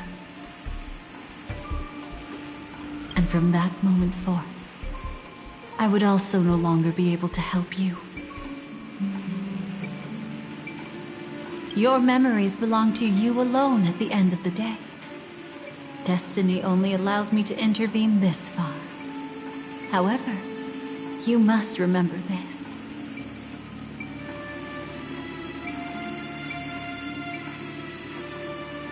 How your memories manifest is ultimately up to you. People can't dream of things they've never seen before. They're afraid to wake up because the sweet dream is woven from their own past. A past they still can't let go of. It's just like your actions at this very moment. Only by embracing the past can you find the strength to walk towards the future. Firefly, me, the Stellaron Hunters, this entire world. We're all waiting for you to reach that moment. I can hardly tell if this is nervousness or excitement. You are different, unique, and worth waiting for.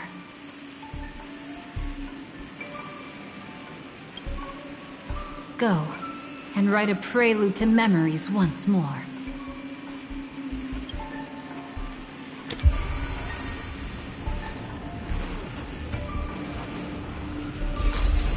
From within the ashes of time, you must reignite destiny.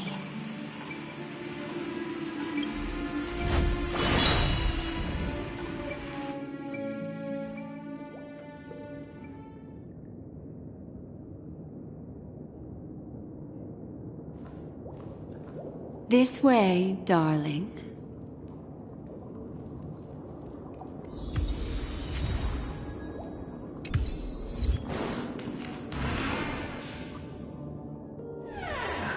Not another one.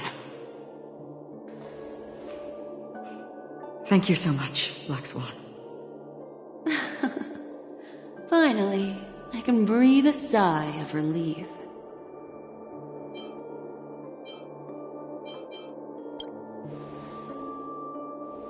I understand you must be confused, and will do our best to shed light on the situation.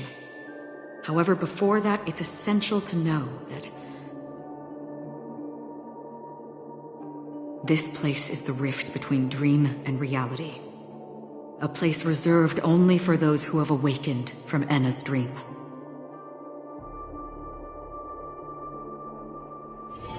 Do you remember Sunday's ambitious plan?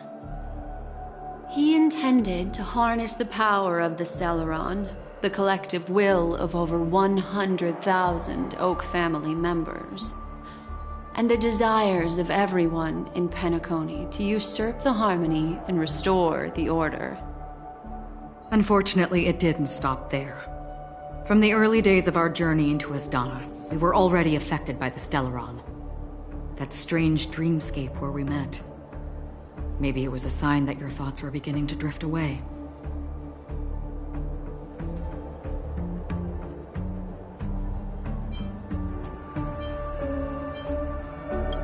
I don't think the goal of the Order was to put everyone into a deep sleep. Quite the contrary.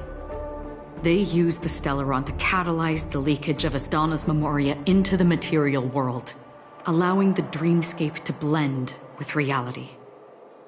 People think they are awake, but their spirits have long since stepped into the Temple of Order. This is what makes Enna's dream so powerful. In this paradise governed by the Order, everyone indulges in their delightful dreams and lives happily ever after. I believe what you experienced in the sweet dream, except for that flaw, was real. Only in this way could you reach the destination, lifting the crisis in Penacony and embarking on your next trailblazing expedition. If it wasn't for Acheron's plan, we might have been trapped in this dream forever. Well, I'm not as fortunate as she is. Even if I'm a memo keeper, I was still influenced by the power of the Order and fell into hallucinations. However, thanks to your memories, now we still have a chance to turn the tide. We still have a chance, though. To make it happen, please, Black Swan, guide us to those with a strong will. The truth of the dreamscape runs deeper. We must notify anyone willing to wake up, so we can end the long night together.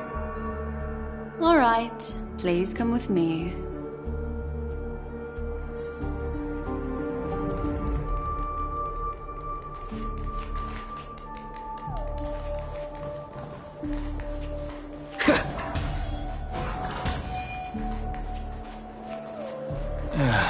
Stay calm.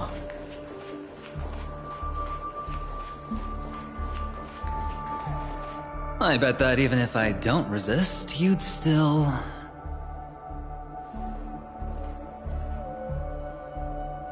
Time to get down to business, cowboy.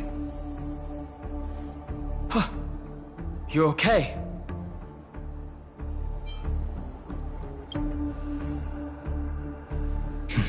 A memo keeper is looking for them. We must do everything we can as well.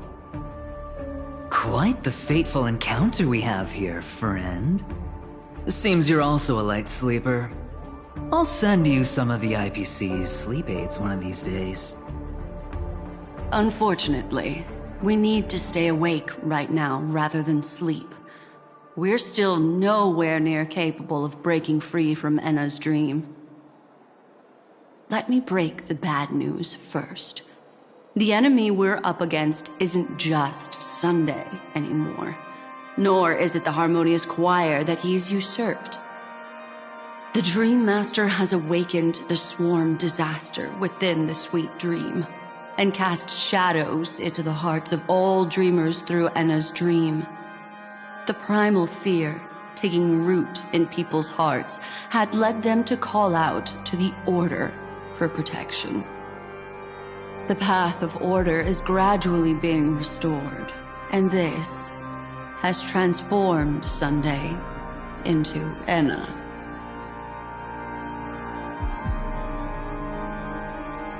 Specifically, he's just one step away from becoming an Eon. The IPC starships converged here at an opportune moment, and the power of the preservation seeped into the sweet dream to prevent him from completely ascending. However, that is only temporary. With the IPC around, the cosmos doesn't need a second order. But it doesn't make much of a difference for us. Sunday's true form has broken free from the dreamscape, becoming as vast as an eon. The Asdana system is no more than a plaything in the palm of his hand. Indeed. Forget about stopping him. We can't even manage to face him again.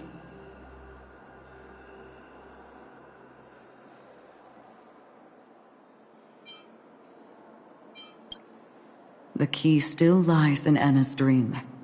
Fear and sweet dreams. He relies on these two lies to gather the dreamer's shared wishes. He's still just a false god who barely managed to ascend. If we can wake people up and break Enna's dream, Sunday's divinity will fall with it. But the current sweet dream is extremely complex.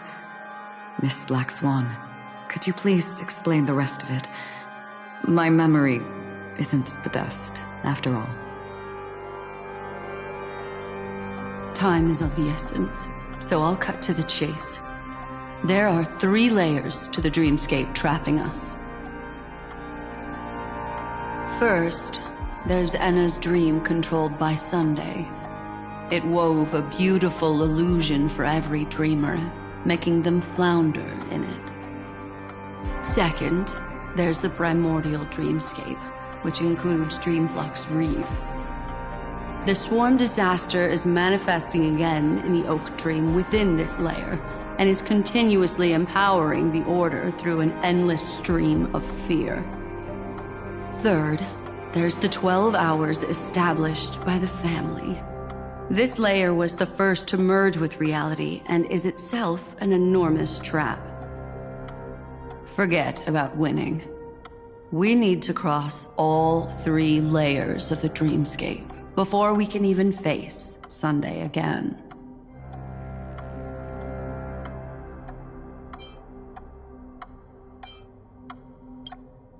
Unfortunately, we're still in the first layer, which is Enna's dream. Although we've regained our sense of self, we're still dreaming. We've only managed to connect our individual dreamscapes, but have not escaped. To destroy it, we must make everyone in Penacony want to wake up from their dreams.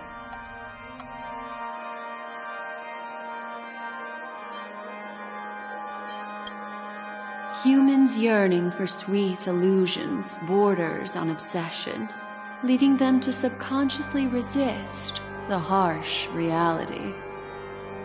Therefore, I carefully selected a moment where he was completely unguarded, guiding him to uncover the truth himself to make him regain his consciousness.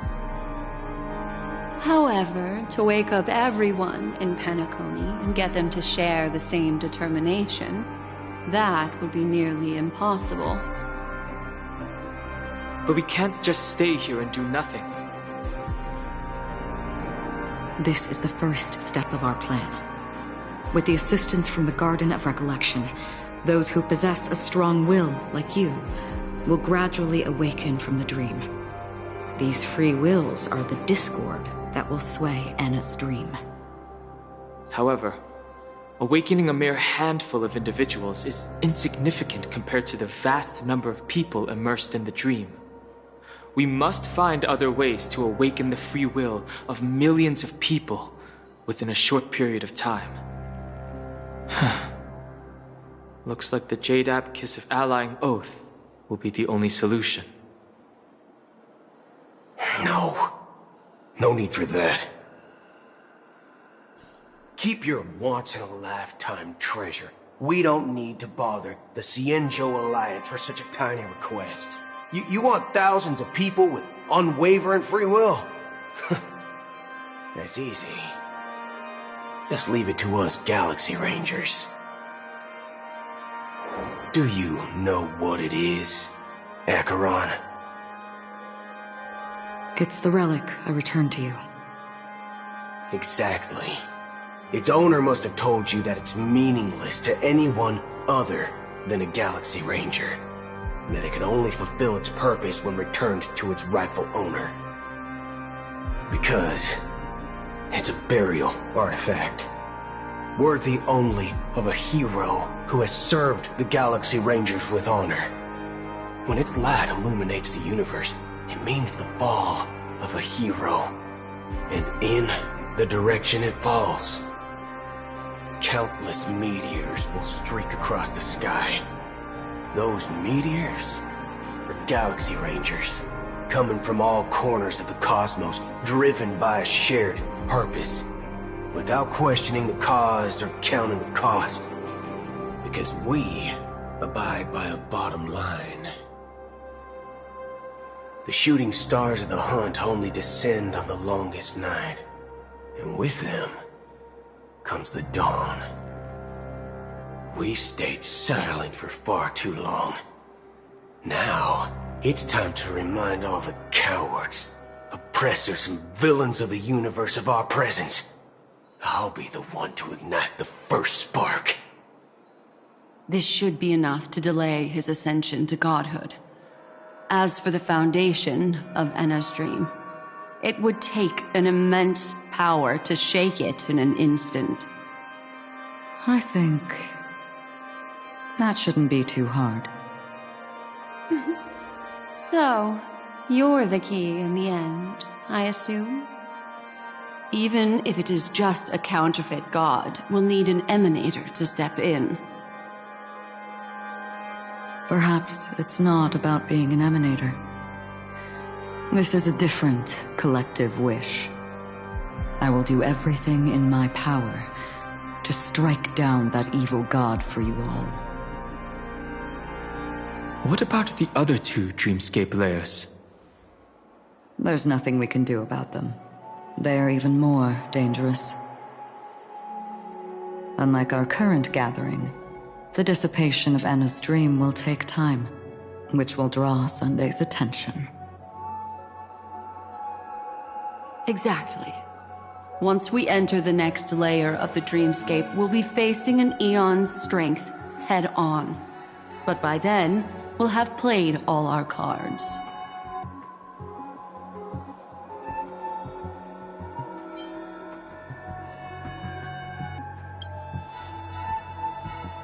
It's too late. Unless another eon intervenes, but that would be tantamount to igniting a cosmic war among gods. The Order is one of Shipei's aspects, Yet the Harmony stands idle at this moment as Enna is being reborn, without any further intervention. There must be some deeper reason behind this. Enna's dream is no ordinary matter. Even with Constance and me giving it our all, we can only reach the few of you here. It's impossible to find more help. But time is of the essence. We must take our fate into our own hands.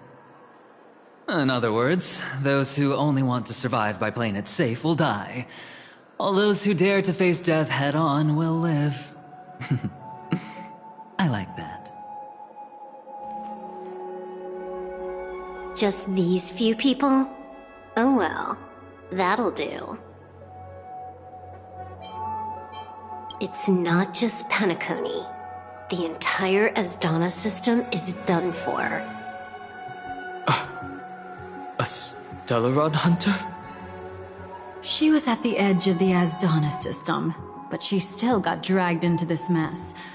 Just finding her nearly wiped me out. Quite a bold investment strategy. Tell me, with such a huge risk, what kind of payoff are we talking about? The other 2 layers of the dreamscape will be handled by the Stellaron hunters. One of our associates is searching in the 12 hours for the other person chosen by the Harmony.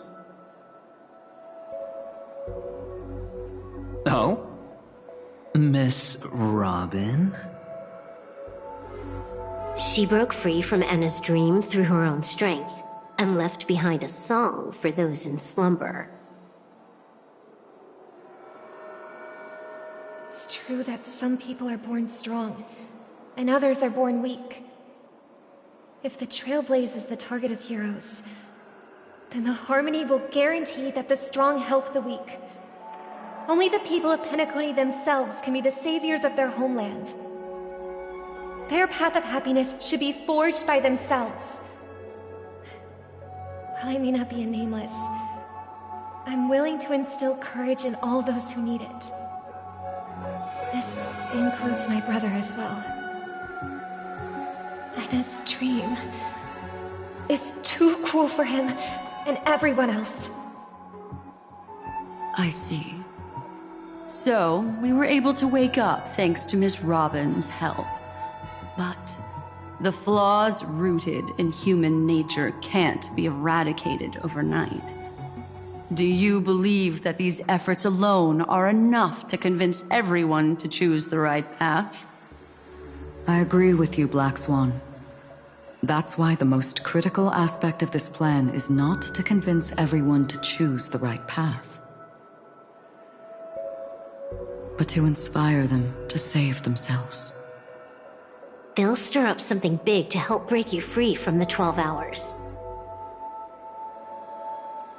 As for the primordial dreamscape, Sam is standing by, just waiting for you to break free from Enna's dream.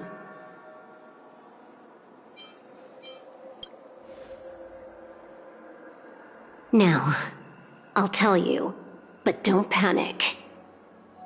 She will die. She will die a second time, facing everything she wants to run away from. But her fate will be determined by you. She will help you break through the second layer of the dreamscape. Then, she'll fall into Enna's dream, which hasn't fully dissipated yet. If you defeat Sunday and wake her from that dream, then her second death, too, will become nothing but an illusion. But if you fail, the dreamscape will ultimately merge completely with reality, and her death will become a fact.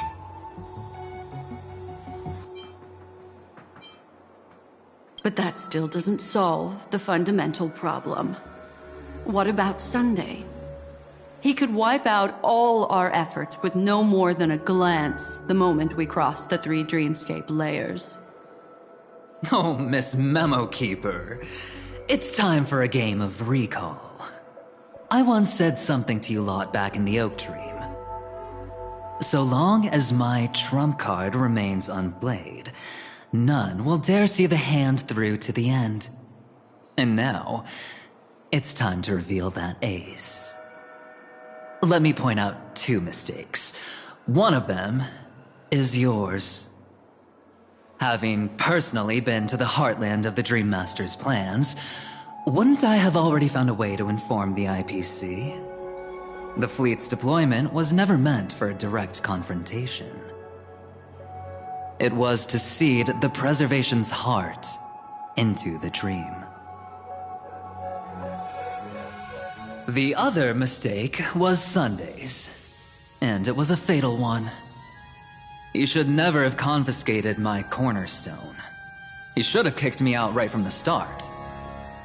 That's how every gamble with me goes.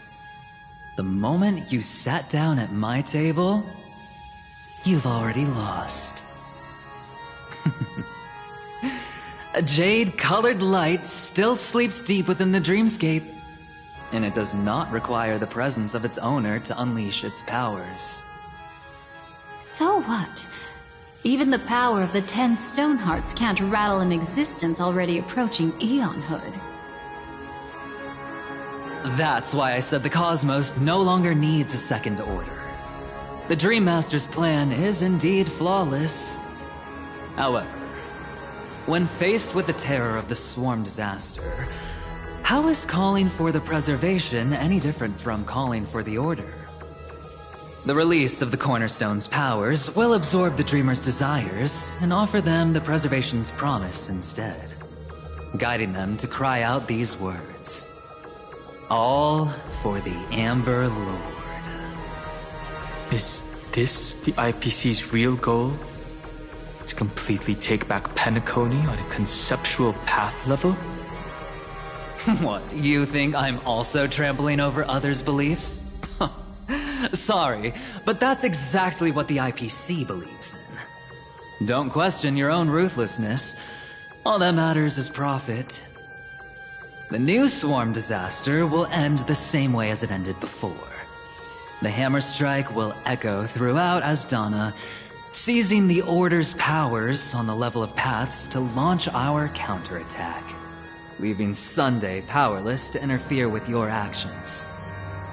But a new Amber Era will not arrive because of that. Today's hammer strike is not the wrath of an eon, but humanity's battle cry of defiance. I'll hold my breath and listen for that moment. Once our plan succeeds, we can strip Sunday of his godhood, but we'll be too drained to join the battle afterward. So...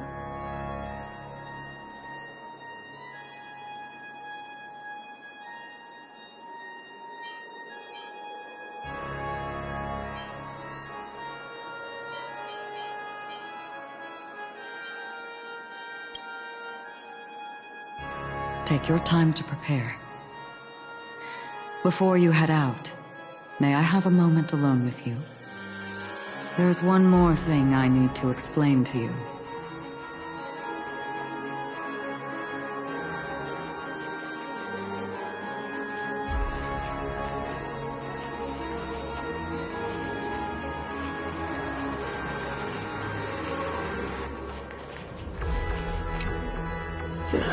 Now that our roles are assigned, let's get to our battlefields and pose a grand finale. Go. You already know what I want to say.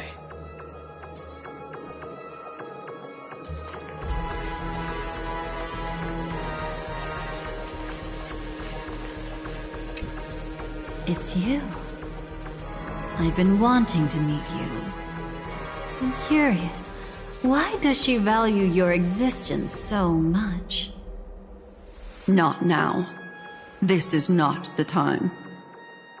I used to wonder about destiny, about where it's heading. But you can decide its destination, at least for today. The bigger the stage, the more you need to be composed when stepping onto it.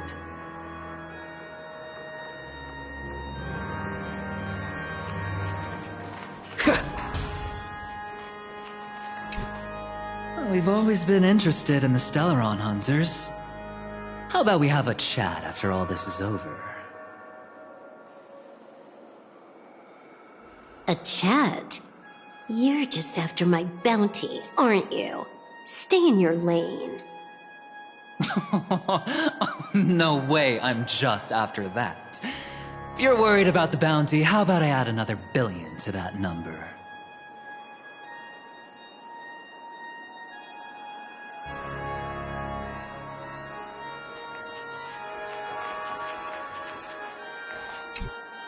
This grand festival is drawing to its close.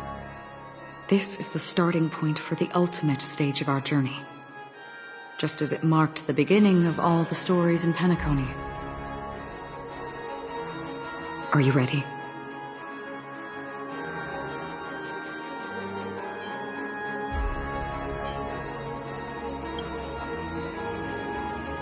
Very well. Now, please close your eyes. A glimmer of fireflies. A sigh of regret. It is because life dares to slumber that they can awaken.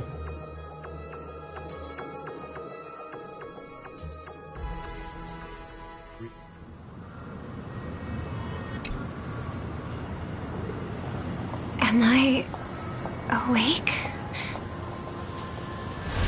Sorry, Robin. It's just you. I did not wish for you to know this. It's a pity that things have turned out this way.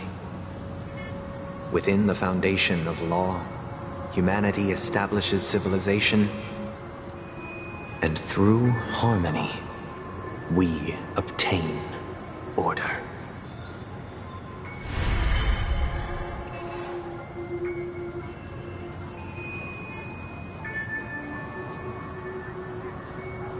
My brother.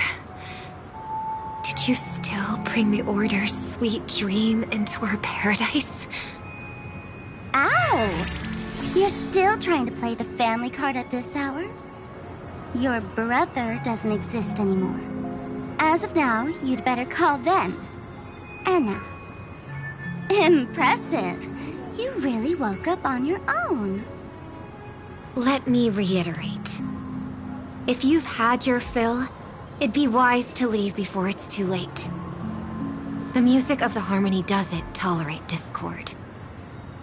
Ow! Then I'll reiterate as well. I've done my part, and now I'm simply waiting for the fireworks to begin. Why don't you just cut to the chase? Time's short, so I'll condense the report. Oh, that even rhymed. I'm so talented. A nosy cremator left something on you. She wanted to use it to burn down the illusions you received from the sweet dream, allowing you to wake up from Enna's dream. But it looks like you don't need it anymore. Then, how were you able to reach this place? Well, a fool has thousands of faces. It's gonna take a lot to create a sweet dream that can satisfy me. Both you and I can still stay awake for just a little bit longer. Just a little bit? Honestly, I don't even need to find you. But I am just so kind. I've already killed you once to give you a chance to regain your home field advantage. You're the last festival host awake in Penacony. So, do you want to play a round of roulette? The wager will be the entire planet of festivities. Stay where you are. What are you trying to do by showing up in front of me? I want you to watch me blow up all of Penacony. Only then can everyone else launch a counterattack and wake up together. Think about it. Your brother is already a god beyond the heavens. You're not even gonna see him unless you rip open the sky. Ever heard of the trolley problem? Make your choice. Do you want everyone to go down together? Or to have Penacony make a small sacrifice. Why should I trust the words of a masked fool? Don't think that I'm just trolling you. My bombs are hidden all over Penacony. They took a really long time to set up, you know. Maybe I should blow up a few to demonstrate how they look. Let me see. Which one should I choose? Stop. What's gonna happen to the Dreamers once the bombs go off? They will all die. Then you know I'd never agree to it. When it's time to make a sacrifice, reality won't be giving you any choices. Or do you want to replay the old joke about the Harmony treating everyone the same? Life is never a joke, fool. There is no such thing as a lesser evil in this world. Evil, just like morality, cannot be measured, nor can it be compared. Isn't that still the Harmony's same old song and dance? But that suits me just fine. Didn't I already say this is a round of roulette and not an ammunition showcase? Get ready to sing. Be like a bird. If you can make Sheepei hear you, then they definitely won't allow me to blow everyone to pieces, right? What will you choose now? You can either watch as I blow the entire place up, or you can try to save their lives. Maybe this will be your last ever performance. Last ever performance. You feeling nervous? I know the feeling. You should feel nervous when going up on such a big stage for the first time. I'm okay. I just remembered something, that's all. Miss Siobhan, why do you think birds fly? Why are you asking that all of a sudden? That was my response as well the first time I heard that question. It's what my brother asked me before I left Penacony. I keep finding myself thinking about it. I don't know. I fly when it's time to fly, and I stop when I don't want to fly anymore. There's no reason. It seems that your answer is really similar to mine. You've also asked me, why do I sing? I think I can answer both of these questions in one go. The answer wasn't what I initially had in mind. Originally, I wanted to sing because of something specific that I experienced. A Stellaron fell into my homeworld when I was young. Everything I knew was instantly destroyed. We didn't even get a chance to react to it. No matter what we did, it was too late. But for some reason, my mother chose to hum a song when she tried to comfort me and my brother. I remember that story.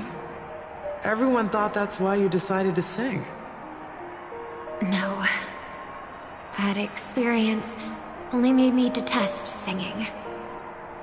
I've believed for a long time that songs can't change anything when disasters strike. That music is the most useless thing in this world. I might be extraordinarily talented in singing, and I might feel super happy whenever I sang. But its futility had always made me depressed. Then what changed? I grew up, and I realized that my brother would sometimes hum the same tune as my mother did. And I thought maybe he missed her, but I was too embarrassed to point that out. I tried to comfort him instead. However, his answer to me made me realize what I should be singing for. Obviously, he didn't give me an answer directly, but it got me to think.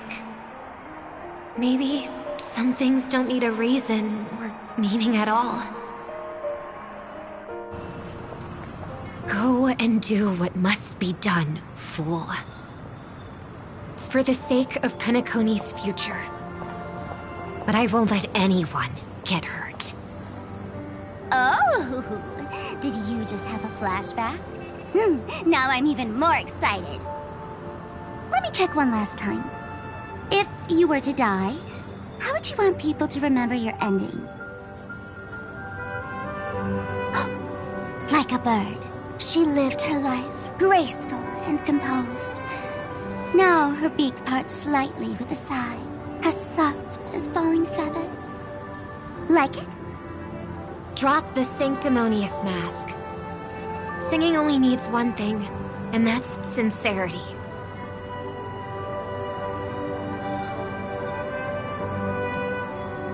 My brother. Birds born with wings need no reason to soar into the sky. And those forced to fall back to Earth don't need anyone's condescending sympathy. The sky and Earth are each other's proof and aspiration. When a soaring bird looks down below, it discovers that even after falling, life still holds hope to continue. And when a fallen bird looks up to the sky, it discovers that the possibility of soaring once again still exists in this world. Perhaps they'll never truly understand each other. But what people need is an understanding. It's showing a little more compassion for the way others choose to live. And, when necessary, extending a helping hand. Even if you become the only star and prevent everyone from soaring into the sky, they will still be inspired by your radiance, flap their wings with all their might, regardless of whether they've been hurt in their fall.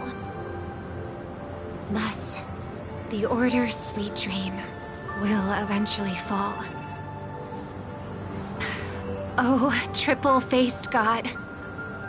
If I manage to step onto the path of harmony, then please extend your hand and shelter those who believe in you. And if I am a bird destined to fall, doomed to never sing again, then while the sound of me hitting the ground may be my last note for the harmony, it will never be this world's swan song. In the name of the sweet dream, the Charmony Festival now begins!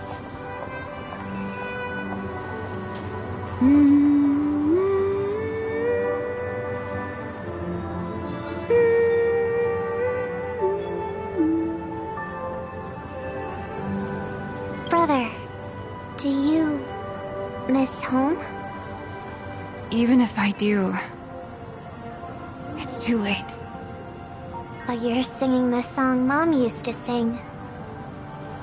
Because even if it's too late, we still have the choice to sing whatever we can.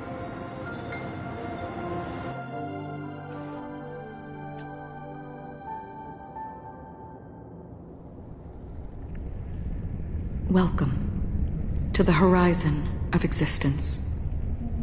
This place is one of the thousands of manifestations belonging to the sleeping and shapeless.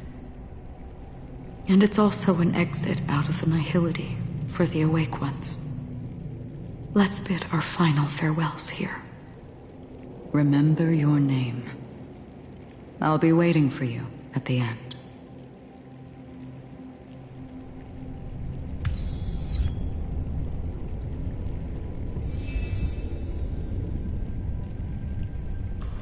If only people could have each other. I want everything this world. I hope that I'll see her again after I hope everyone can always. One day, those who live. May people embrace each other. Our hopes and dreams are in your hands now. Hey, I've read the script. Why are you asking me?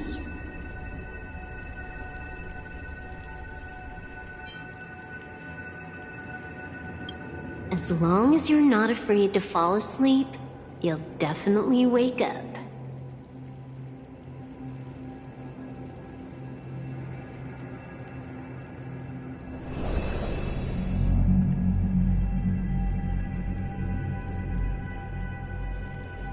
It's not the time to leave your final words yet. We all believe in you. You need to believe in us, too.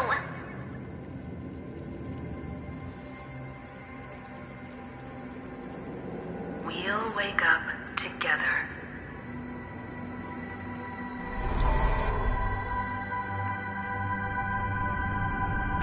Why does life slumber? We don't know the answer yet, but we're about to awaken from this dream. Or perhaps such is the answer itself. It's the people who first broke free from the sweet dream. The sleeping and shapeless caught a glimpse of their desires. It was because they held on to these desires that they could dream. It was because these desires were never fulfilled that they could wake up.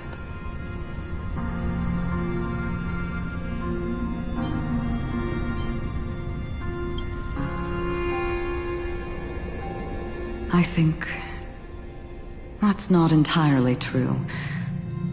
I wish people could find happiness, but I've been tainted by too much nihilism. Sometimes I can't help but think that the nihility is a proud and terrifying dream. It's brought forth not by gain or loss, but by the severing of roads, or even the loss of desire itself. Fulfilling a wish can certainly make people feel the joy of being alive. But if no new wishes ever surfaced again in people's hearts,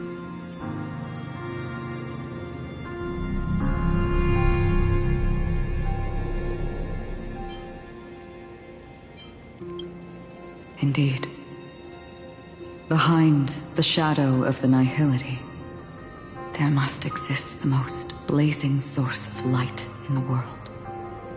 Just as every life that edges closer to death fervently approaches the end of the nihility, we must pursue that primordial light. Before you go,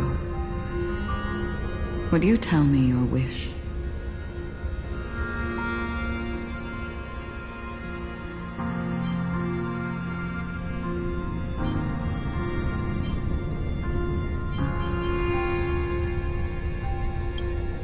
I'm glad. The answer itself doesn't matter. What matters is that you've made a decision.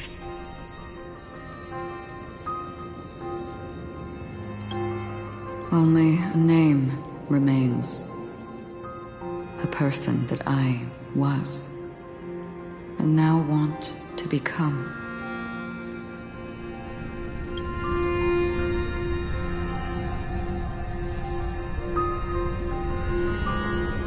You're looking right at it.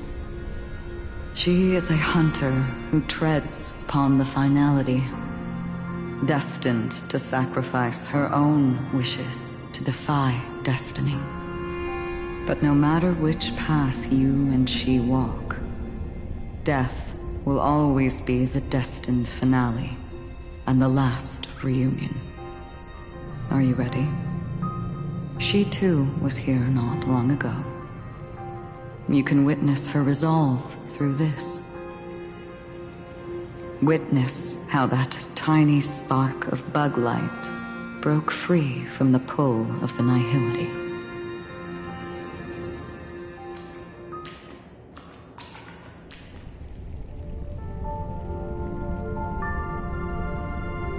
Who were you in the past? The scenery. Am I dead? Really dead? Death is one step away from here. Step over this place, and you will truly embrace death. Or you can turn back. Tell me, who were you in the past? The Moth's Iron Cavalry. And who are you now? A Stellaron hunter. Then who will you become in the future?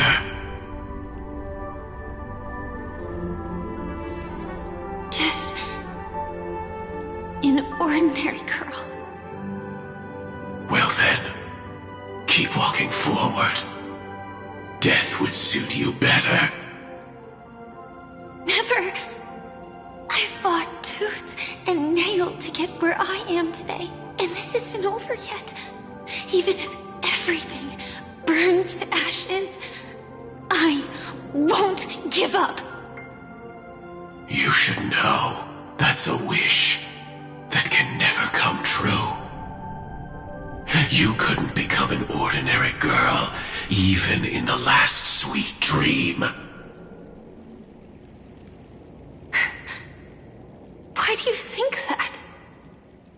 Entangled in the family's conspiracy, facing the mimetic entity's blades head-on, while challenging the resurrected swarm disaster alone, armed only with the script that can peer into the future. That's more than enough cards stacked against you. Do you really think that the time you spent with him proved anything? For an ordinary girl, simple happiness shouldn't just be a matter of chance. But who's to say all of this isn't what an ordinary girl would do? What? Perhaps the Dream Master was right. All the past we've left behind has already determined our future. All my experiences so far will still make me choose to step into danger when I face it in the future. But you misunderstood my answer. I guess it's my fault too. Always talking about wanting a normal life, as if the past that shaped me is some heavy burden weighing me down. Being a Glamoth's Iron Cavalry and having entropy loss syndrome are more than just scars. They are a past that taught me to cherish, urged me to seek, and showed me how to love. All the things you listed are quite extraordinary indeed, but I believe any ordinary girl would make the same choice I did. When faced with everything I have faced. In the darkest moments, ordinary people never need to feel small. After all, they always discover that they've already become something noble and bright. Indeed, I can't change the outcome or even the process. But I can decide how to view my destiny. This is just an even deeper form of self-deception, compared to actually changing the outcome. Free will is mere self-deception for most people anyway. But as long as I'm not asking others to do the same, there's no shame in it for me.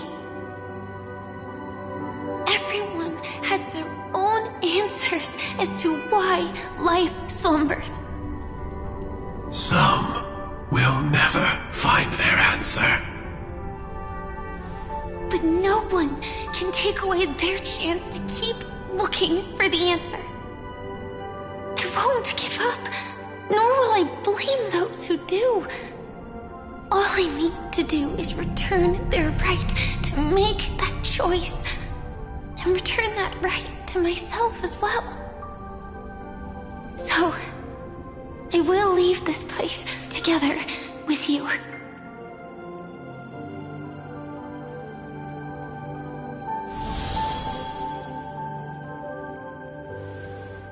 Even if embracing my former strength means speeding towards my death.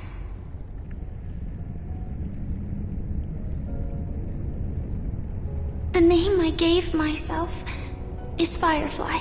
I used to think I was similar to a firefly, just a fleeting glimmer of light. But later, I realized no one would give themselves an unlucky name. It was also because I thought fireflies were beautiful. Later, someone told me that my eyes don't actually work very well. Otherwise, I would have figured out that those insects aren't beautiful at all. Beauty, love, all our feelings stem from the flaws we were born with. And that's what makes each of us unique. Yet, I can't help but love these little things. Even though I'm sensitive to cold and can't stand the night wind, I still go stargazing. Even though baking cakes is really troublesome, I'll still keep trying. Because I love giving them to people who matter to me and seeing those people smile. I love going around looking for cute dresses, not to show off to others, but because it makes me feel good. So, I won't mind any flaws anymore. I won't fear any new scars. I'll give it my all to find what I love, and I won't let destiny take them away. So...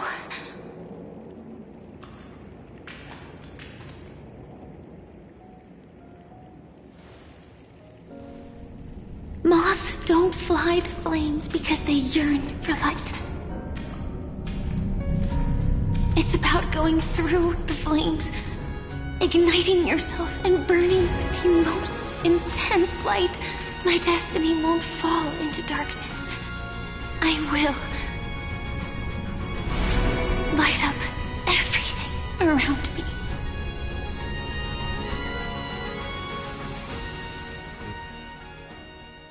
As long as the clock keeps ticking, death comes for us all eventually. And life has its time, too. If my world always ends up being burned to ashes, then let it burn!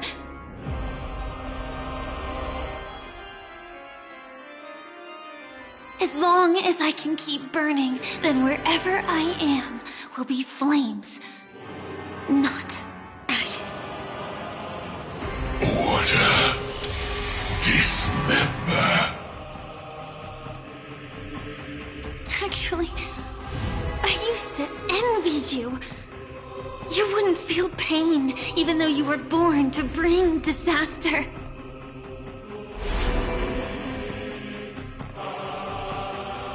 But you should be envious of me now. I'm unwilling to face death, nor do I want to keep fighting. But when faced with destiny,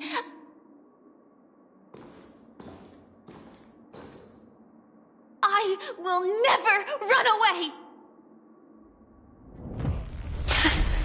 My dreams were always a scorched earth, where even a single new bud could never bloom. But I will still burn, and keep on burning, until life rises from the ashes!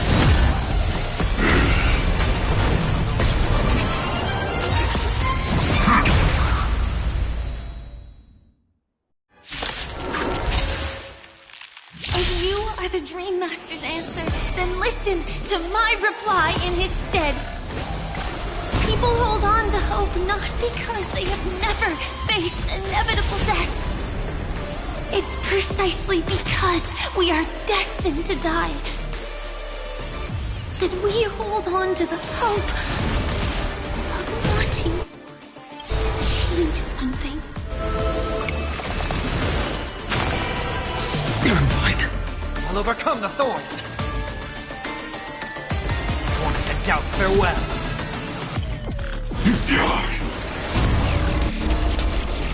Lend me your strength. No other choice but forward. Or tomorrow. Coffins consumed.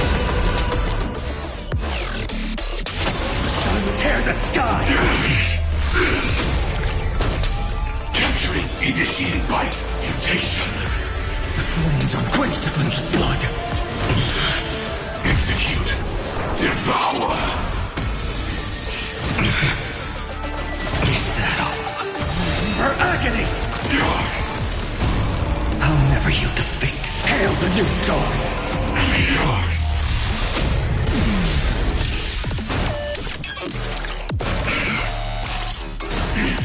Feel the soul of substance. The flame, empty shell. Sun tear the sky!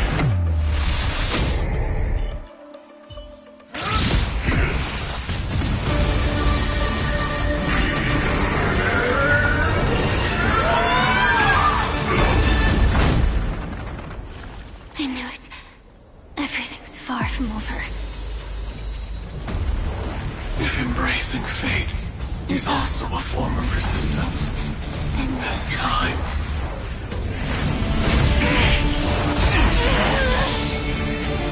I shall embrace death!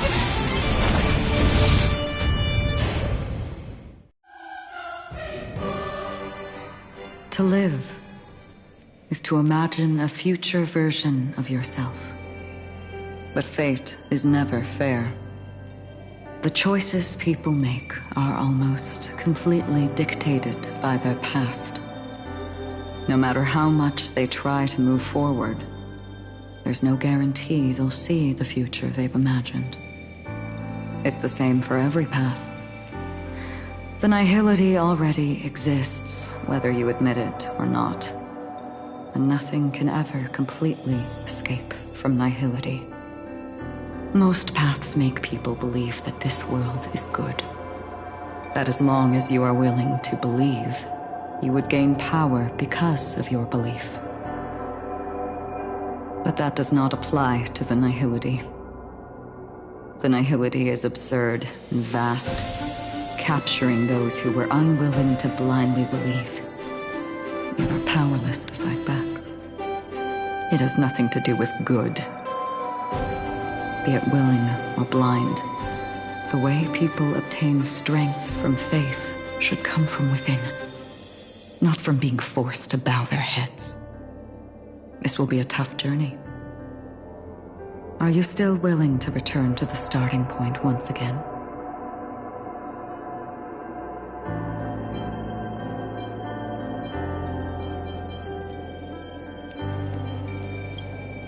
In this way, you will reunite in the warmth of the sunlight. May death yet end her last dream.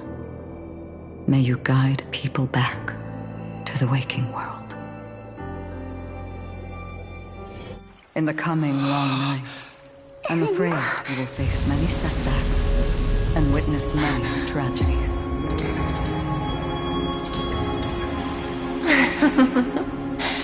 I come to greet, I come to wine, I come to claim.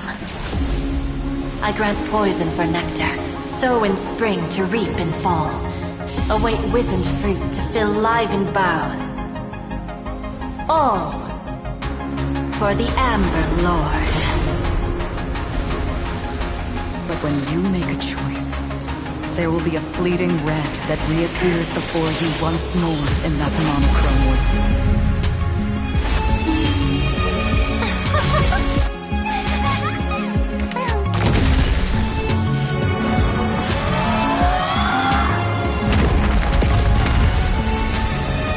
What you must do now is ponder its significance, and then return to the waking world.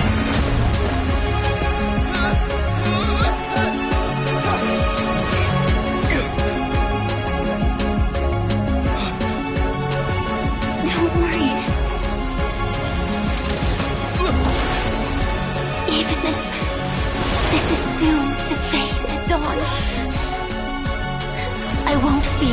waking up from this dream. Go. Take back the right to Trailblaze. For them, and for me. That's where we will all find our answers.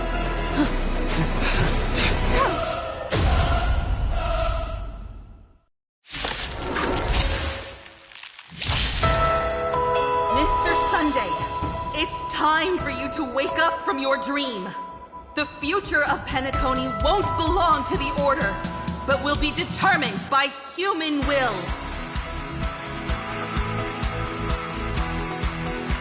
The divine power of Enna, actually.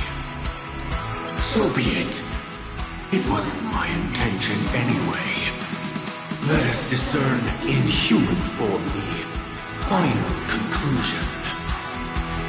Did the gods create this world? Do the gods love all beings? Oh, gods. You only need to hold your tongue here and silently hearken. All life shall grow as nature intended, and reach its end. This mortal world should rest in mortal hands. All the work of creation has been completed. The inevitable day has arrived. The embryo of philosophy will reshape for us all of reality.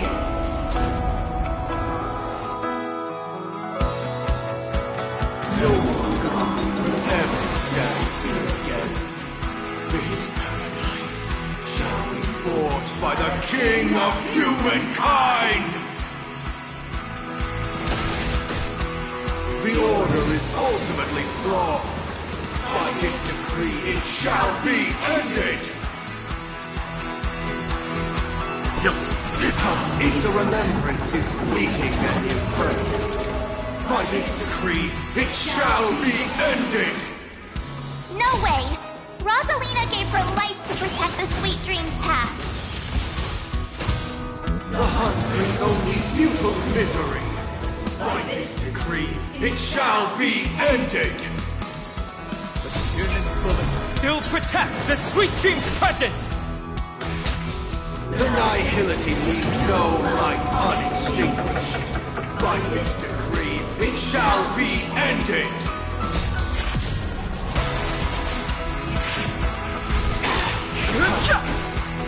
The Trailblaze knows it attempts the impossible.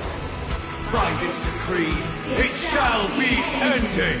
Even so, Mikhail still believed in tomorrow. With this perfect melody I command, recreate paradise anew! Robin, is that you singing?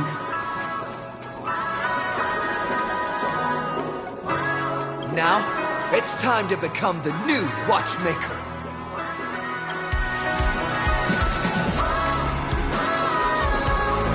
Only by blazing a trail forward can we set time in motion and give it meaning. Only after the sweet dream ends will tomorrow come.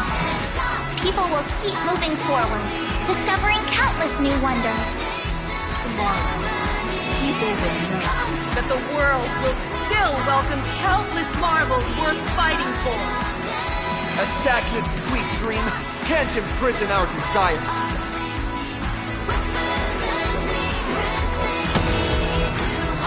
Through this journey, lead us starward!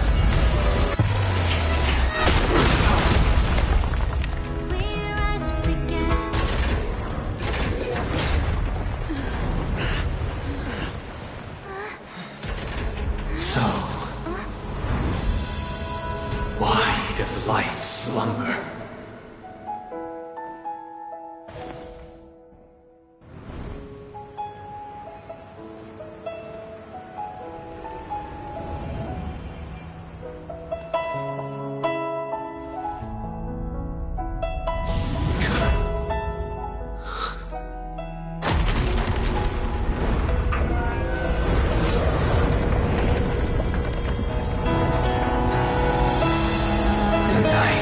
still too short.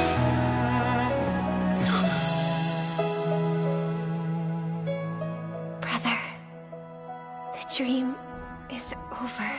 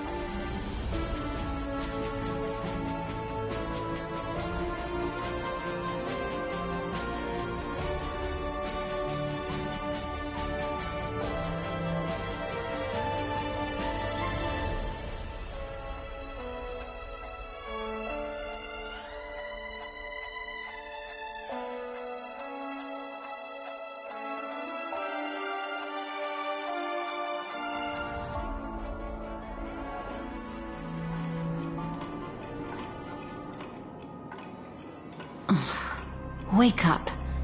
It's time for this dream to end.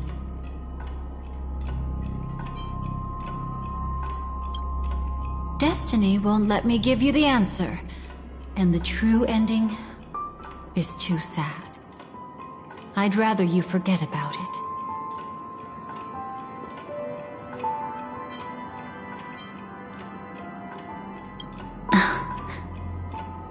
Well then, I must come clean about my final lie. I never showed you anyone's memories, not even my own. All you've seen is a script I came across by chance. It recorded everything that had happened, and using its stimulation, you actually managed to enter the memories from your own perspective and remember everything anew.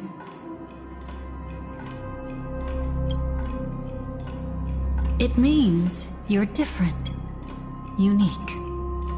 You've done something no one has ever done before. Even though your memories were cremated to ashes, you were able to recall them once more, treasuring them once again in your heart. The Stellaron Hunters say you are the one who can turn the wheels of time and give it meaning. That you are the one who can alter destiny and make whole what is incomplete. Come, I want to show you something. Elio?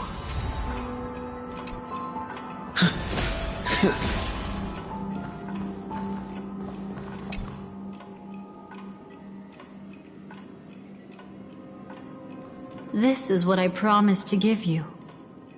The truth about the finality. This cat is not Elio, but a strand of Terminus's divine corpus. The Stellaron Hunters described this scene to me, something I've never seen myself. When Terminus ascends to godhood once more, they will manifest their 1,000-armed divine form and proclaim, "Now I am become finality, lifting the wheel of time, the destroyer of worlds." Then, Terminus turned into a pack of black cats, distributing every ounce of their divine power between those creatures. The cat shall depart from the end of the world, going against the river of time till the moment of the universe's birth. What you see is one of those cats. As for Elio, he is an even more special existence. Only the Stellaron Hunters know his true identity.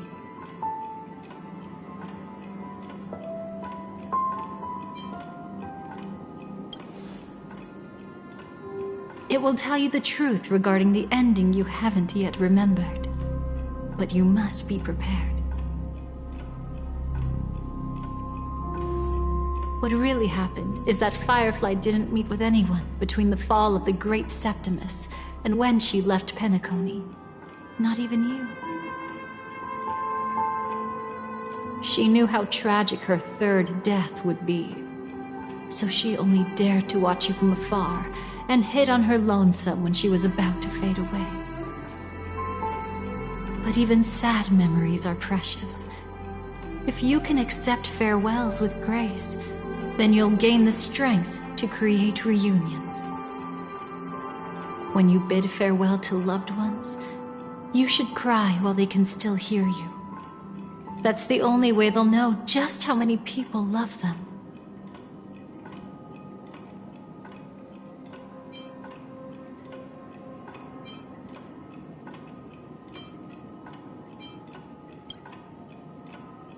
You know, I often wonder if everything I'm doing right now is just a whimsical gift from destiny. That I haven't really decided anything, but merely being tossed around at its mercy. But right now, I don't care. Because my joy is real. My sorrow is real. And you will be the same. Remember, if you have regrets that must be mended, then shout with all your might from the depths of your heart. Let it be passed to the end of time, and make Terminus, who was about to set off, hear your call. The fact that you can see this black cat means Terminus is in the process of passing by you. The power of only one black cat cannot change much, but your past is Terminus's future. If it remembers your voice and decides to change something in its own future, your past will change accordingly.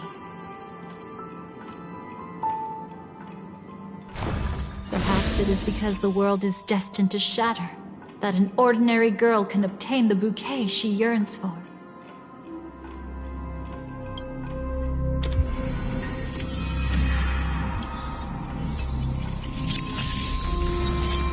Go forth and deliver that bouquet with your own hands, so that no one will be left with regrets.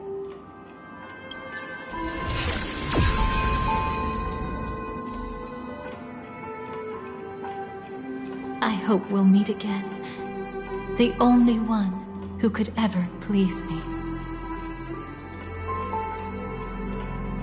Father, destruction is not just a single glorious moment, and the same applies to destiny and memories. Only by enkindling the winter wilderness with flames that cross the sky can we make the indestructible manifest once more. This is the experience from cultivators who had remade the world, and the wondrous creations from those who painted the world. Sitting among the embers, they drew the morning star, knowing best that only in times of extreme hunger do the stars begin to turn. Why does life slumber? You will eventually find your own answer.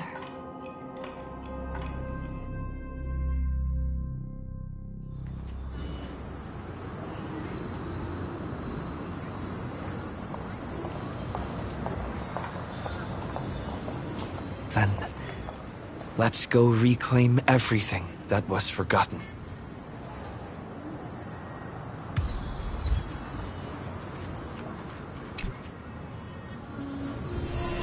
Creating a brand new path.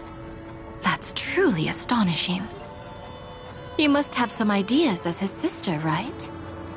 If he really managed to do it, what kind of path would that be? I think it must have been a battle between different kinds of the Trailblaze.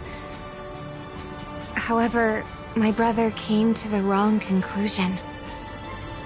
His original aspiration was similar to the Trailblaze, yet the road he walked was one named the Domination, or the Conquest. Even if someone wishes for everyone's happiness, that's still a selfish wish. There will always be those who don't want to be saved, who want to save themselves. Do you also think that There shouldn't be any god in this world. No.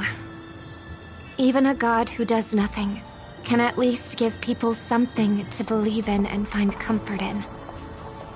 This world definitely no longer needs a king of humankind.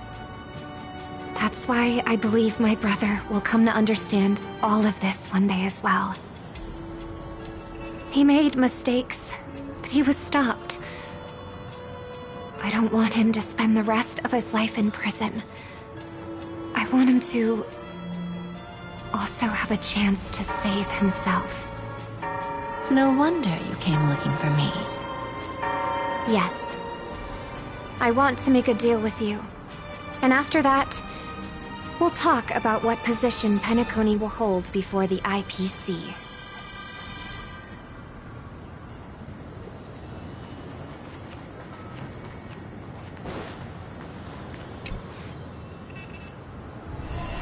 You arrogant gambler. I've already seen through your tricks. Oh, do tell me what you figured out. When sailing through storms, drunkards always beg for mercy from destiny. So? So, they all died.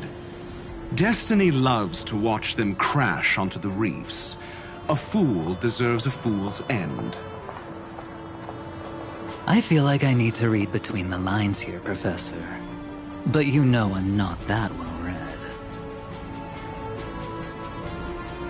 You're not lucky at all. You chose to forever remain sober, never becoming a drunkard. Let's make an actual bet then. It's the perfect day for a few drinks. Once I'm actually drunk, you'll see just how wrong you are. But I don't even care about the outcome. In this world, what could be more precious than possibilities?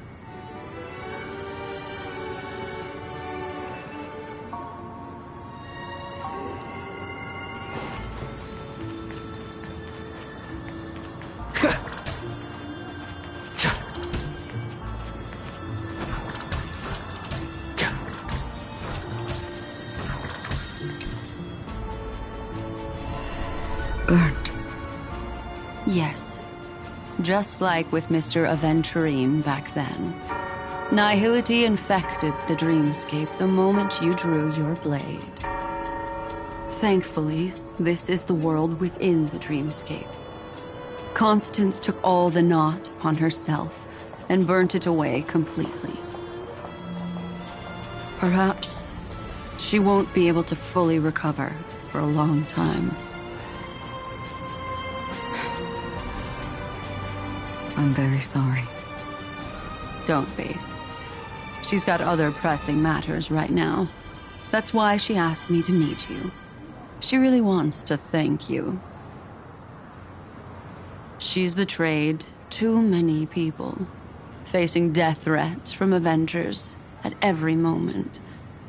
She used to delight in dancing with death. But at the moment she burned away the nihility, she said she was blooming. She said that, for the first time, she felt the joy of being alive.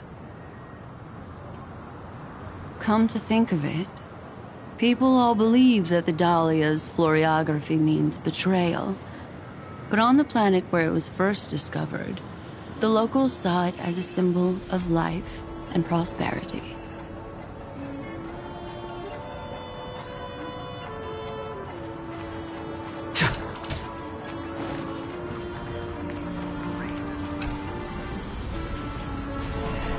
So, you still don't want me to join?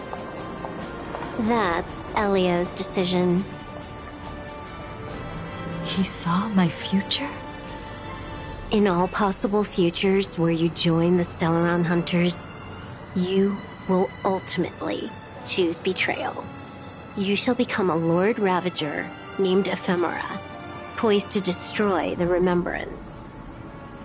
Those were Elio's exact words, and your payment. Payment? After everything is over, we want you to burn some of his memories. May I know why? He can't head to the next stop with these memories. It would draw the Destruction's attention to him too early, and he'd die there.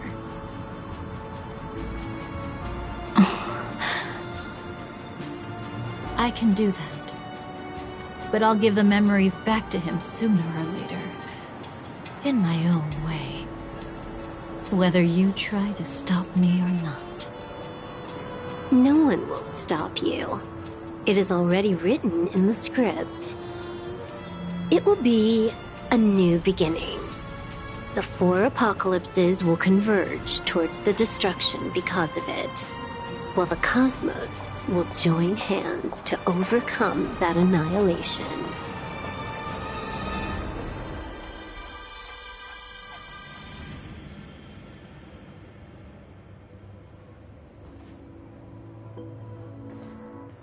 But where's Firefly? I haven't seen her anywhere.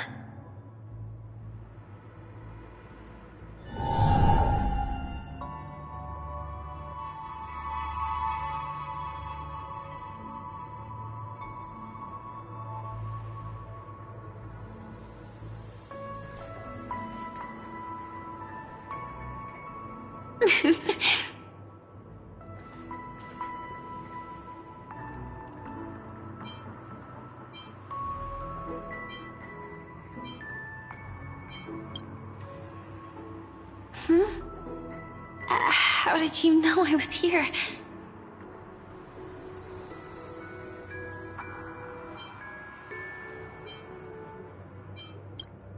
Sorry. I wasn't trying to avoid you. But I have my own reasons. Can you just let me stay here by myself?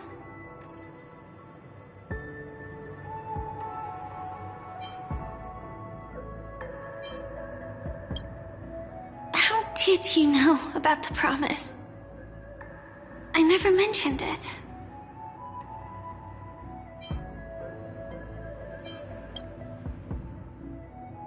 Maybe it's not just mysterious, but also gentle. I don't think I've mentioned it, but I wrote down everything I wanted to do in my journal before coming here. I'm staying here because I want to fulfill the last wish written in it. I've been quietly following you and watching you from afar for a while, but I still didn't want to disturb you. I hope your dreams begin with a smile and end with one too.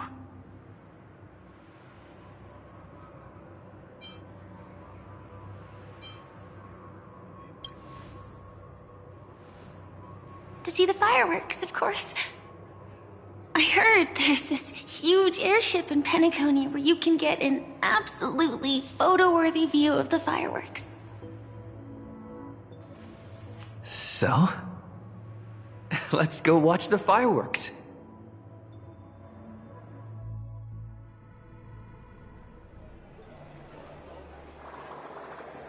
It really is the perfect spot. You've got great taste.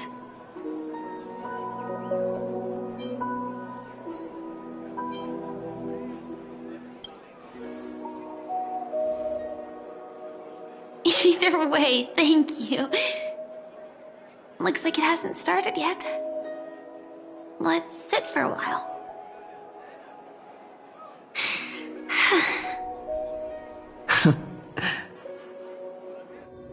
I wonder whether everyone feels speechless at times like this.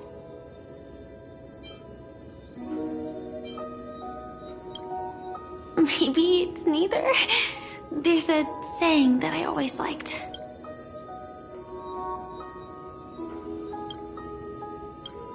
When it comes to someone we want to meet, we always imagine the scene before it happens.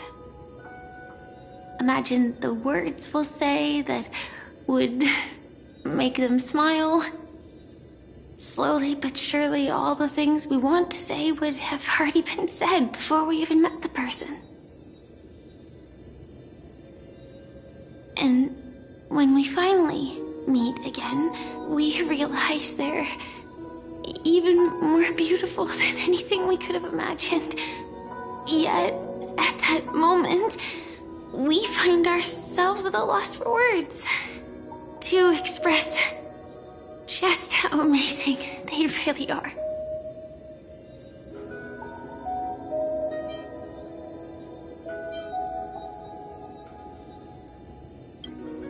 I'm sorry, but I can't tell you. Elio told me that it would lead to a terrible future. If I say even a few words more, you'll die at the next stop. All I can tell you is why our paths crossed again. Long ago, you promised me that if I could dream, then you would make it a beautiful daydream.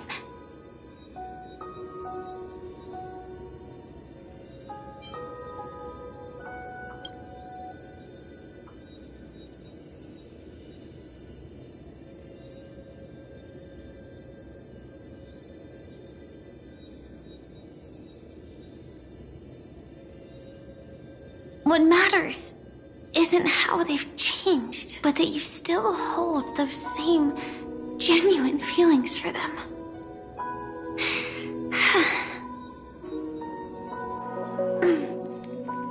I'm sorry.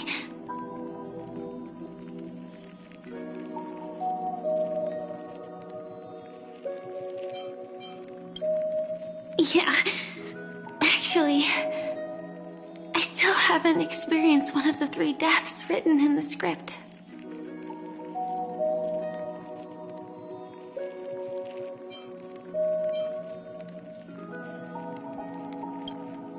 I only realized it after Anna's dream dissipated. I've made a mistake. Being sent to the Dream Flux Reef by death could hardly be called a death at all. That would have been way too easy. As for the true 3 deaths, the first one, I have known its true form for a long time. I can't dream. After I woke up, I would never dream again. In other words, the me that exists in this dream would completely cease to exist. The second time, I was killed by the swarm disaster.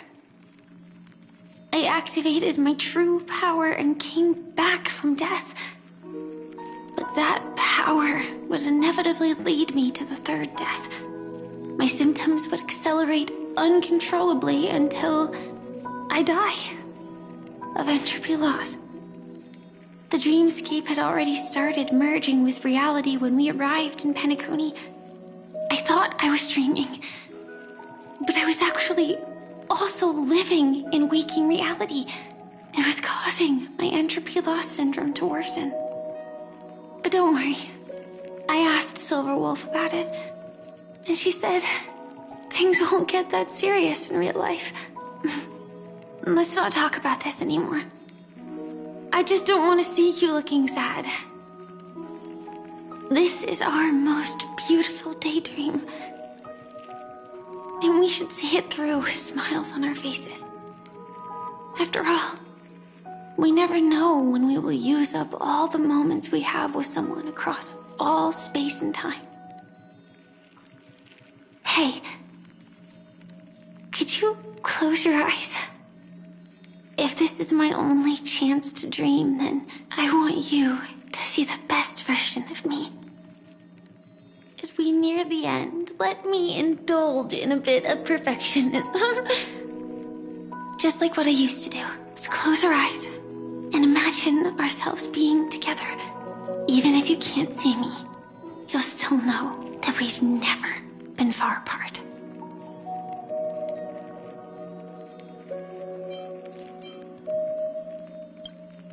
I won't. I promise to stay as long as I can. Let me think. Where should we start? Right. We should start where everything began, of course. Right at that golden hour. When you came to save me. being said, we could also pretend we're strangers who just happened to meet there.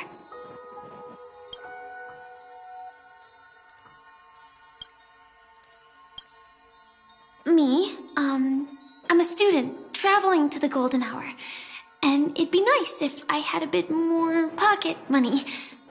Oh, and when I show up there, I should dress up a little fancier. And you're a student too, but you came here from a really, really distant planet, completely unfamiliar with your surroundings.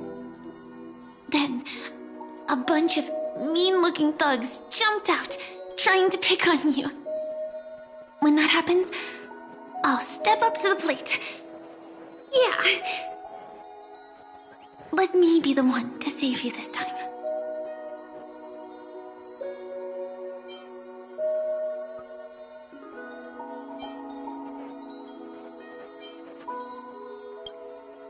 No worries. That's exactly what I'm going to do. The result doesn't matter. And even the process isn't important. What matters is how we take part in this journey, and how we choose to view it. So, grant me one more wish. Remember how I held you and flew into the sky when we fought against Enna's dream? Back then, I wasn't sure if I would ever wake up again, but I was happy. We were standing shoulder to shoulder once again, fighting against things that we believed were wrong, and we'd do anything for each other. Still, I have a tiny, selfish wish. I know you won't forget this moment, but when you look back on it, I want it to feel lighter. Maybe there were no enemies at all. It was all just a prank. And when I carried you up into the heavens, what we saw there wasn't the terrifying swarm, but rather the fireworks that I never got to see.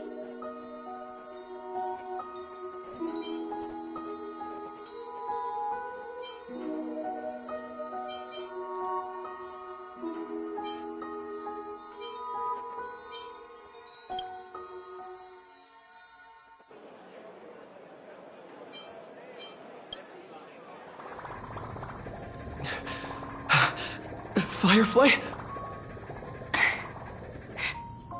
Elio said we're destined to head to different finalities, that we can't have a future.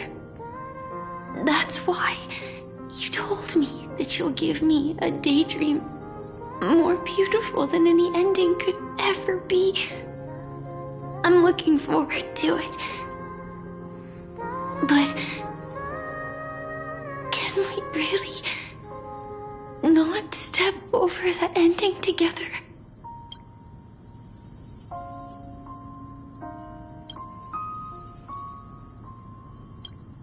I'm not scared of death, but please don't let me die alone. They say you're destined to bring about the finality, but I believe you'll be there. You definitely will. Only you can know it, and only you can decide.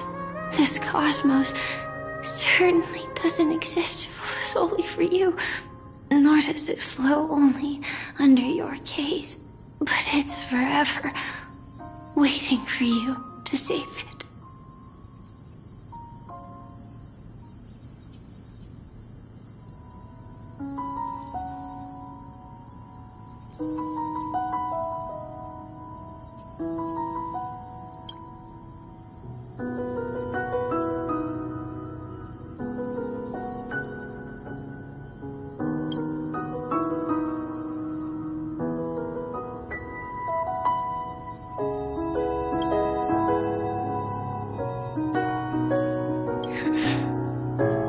Even so, I'll still be the last thing you forget.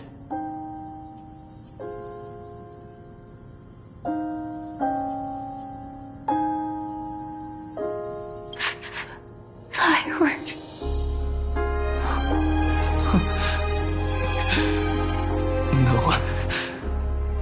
Well, she might still be able to see it. The result doesn't matter. And even the process isn't important. What matters is how we take part in this journey. And how we choose to view it. I'll do everything I promised you.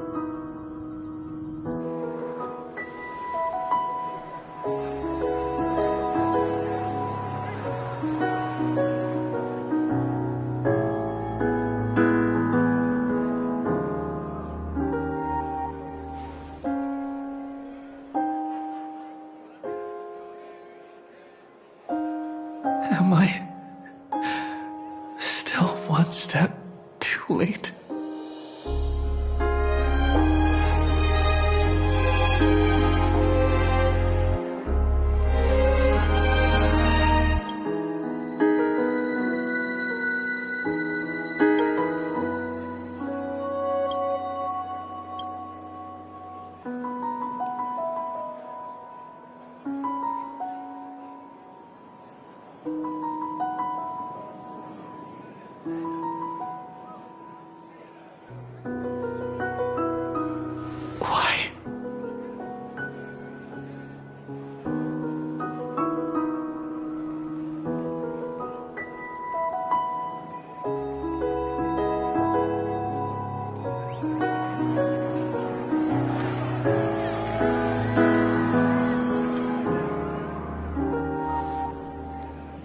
But Firefly can't see it anymore.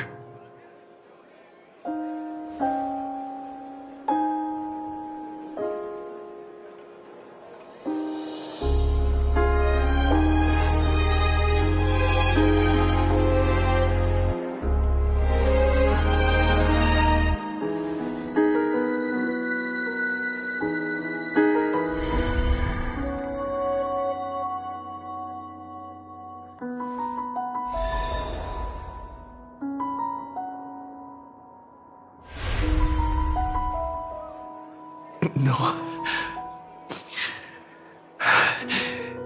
It's not beyond saving. I can change the course of destiny and make up for what's missing. If the world has set an endpoint for our destiny, then at the very least, it owes Firefly the bouquet she wanted.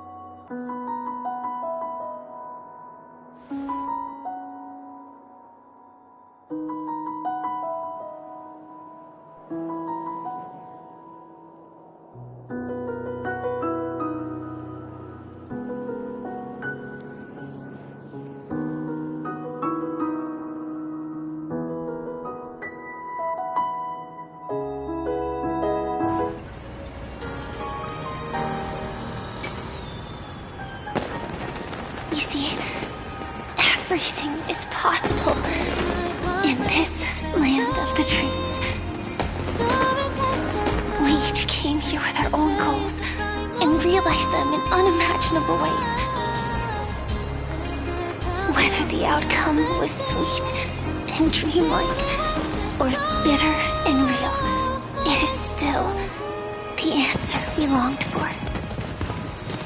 So, why do people choose to sleep? I think it's as you said.